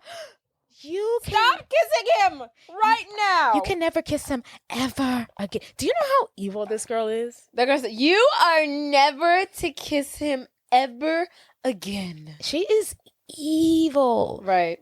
What? I can't be happy? No. Like, let her go. She's a hater. She's never miserable. That's what evil stepsisters are here for. She's the worst. The worst. But to Hattie's surprise, Ella kisses Char. Because the curse is broken. And she takes back her necklace that her mama gave her. Yeah, she snatched that clean She said, off her chest. how about not? Perhaps not. Wanna see me try? Yeah. Bitch, this my man. This is my man, this exactly. Is my man. So soon after, I think they go from kiss to wedding. So soon after, we're at Char and Ella's wedding. Unfortunately, also in attendance is Hattie and Olive. Why did they get an invite? Char's fan club is there. They're very upset. They're disappointed. Arita's there. Like the bridesmaid. She's a bridesmaid, and Olga, and everybody in the movie's there. But I'm still surprised Hattie and Olive got an invite. And the mom. She's a good woman at the end of the day, Ella. She's a kind person. She is. But if I was her, banished. For sure. To the forest. So Prince Charmont is giving his speech, and he's like, to friends, to family, and to my wife, Ella, the love of my life. Work, bitch. And I don't know if she says something. To the ogres, freedom, peace. I feel like they do say like peace amongst peace the kingdom. To the kingdom. Yeah, happiness and peace is restored. Yeah, a new era of equality amongst the kingdom. And we're breaking to a song. Don't go breaking my heart. I couldn't if I tried. Knock on the door. You gave me key. Baby, you're not that type. Ooh, nobody knows it. We're gonna sing the same song. When I was down, I was your clown. Ooh, nobody knows it. Nobody knows it. Right from the start, I gave you my heart. Okay. Also, we learned that Edgar is not dead, but he is disabled, basically, and confined to a wheelchair. I mean, what? That's what he is. And the newlyweds, ride off into the sunset. And you know what? I don't know why I can't stand this. Arita, before they leave, she catches the bouquet. She says, "Good luck, Ella." I didn't like that. Did she need more luck? I didn't like it. Good luck, Ella. Are y'all not gonna see each other ever again? I didn't like. Save the luck for yourself. She's married to a prince, honey. Good luck. To the king. I don't know why she said good luck, Ella. She's doing fine. I don't know why it bothers me so much. I don't like it either. I don't know why it bothers me so much. Good luck, Ella. What? I don't love it either. Good luck, Ella. I'm going on my honeymoon. But it bothers me because to me, it just feels so informal. I'm like, are y'all not friends? Good luck, Ella. Right. Like, oh, nice life. I'm like, hello, you're the bridesmaid. Are y'all never going to see each other again? Have a good time. I'm going to miss you. Right. I love you. Love you, Ella. Or have fun, Ella. Good luck. Good luck with your life. Nice knowing you. What's going to happen? Good luck. Like, it almost seems like she's wishing her bad luck. Like, I don't know. It drives me insane. But, we have to wrap this up. We've already gone on for so long. I know. That's it. Don't forget to rate, subscribe. Review. Great movie. 10 out of 10. Literally no complaints. Yes. Go watch it, guys. This is a fun one. So freaking good. So fun. The chemistry between these two is phenomenal. Oh, and as Jay said earlier, everyone does act great in this Everyone's movie. acting is on point. They picked a grade A list of actors. I think shout out to Edgar. I think he's fun. Oh yeah, hands down. when he's probably the best. When Vinny shows Edgar like poisoned the crown, he does that little he's slumped over like evil thing. I was like, he's funny. But yeah, I just couldn't believe that this is the same dude from the Princess Bride, right? Who plays like the main character heartthrob, and like, look, he's evil villain now. Yeah, hair color really does. Yeah, the hair color really just makes him evil. Yeah, I really don't like it on him now that I realize that. It looks so natural, but now that I see, I'm just like, it looks crazy. I'm like, okay, wait, this is not natural at all. All right, well, kisses. Toodaloo. Y'all have a great night. Bye.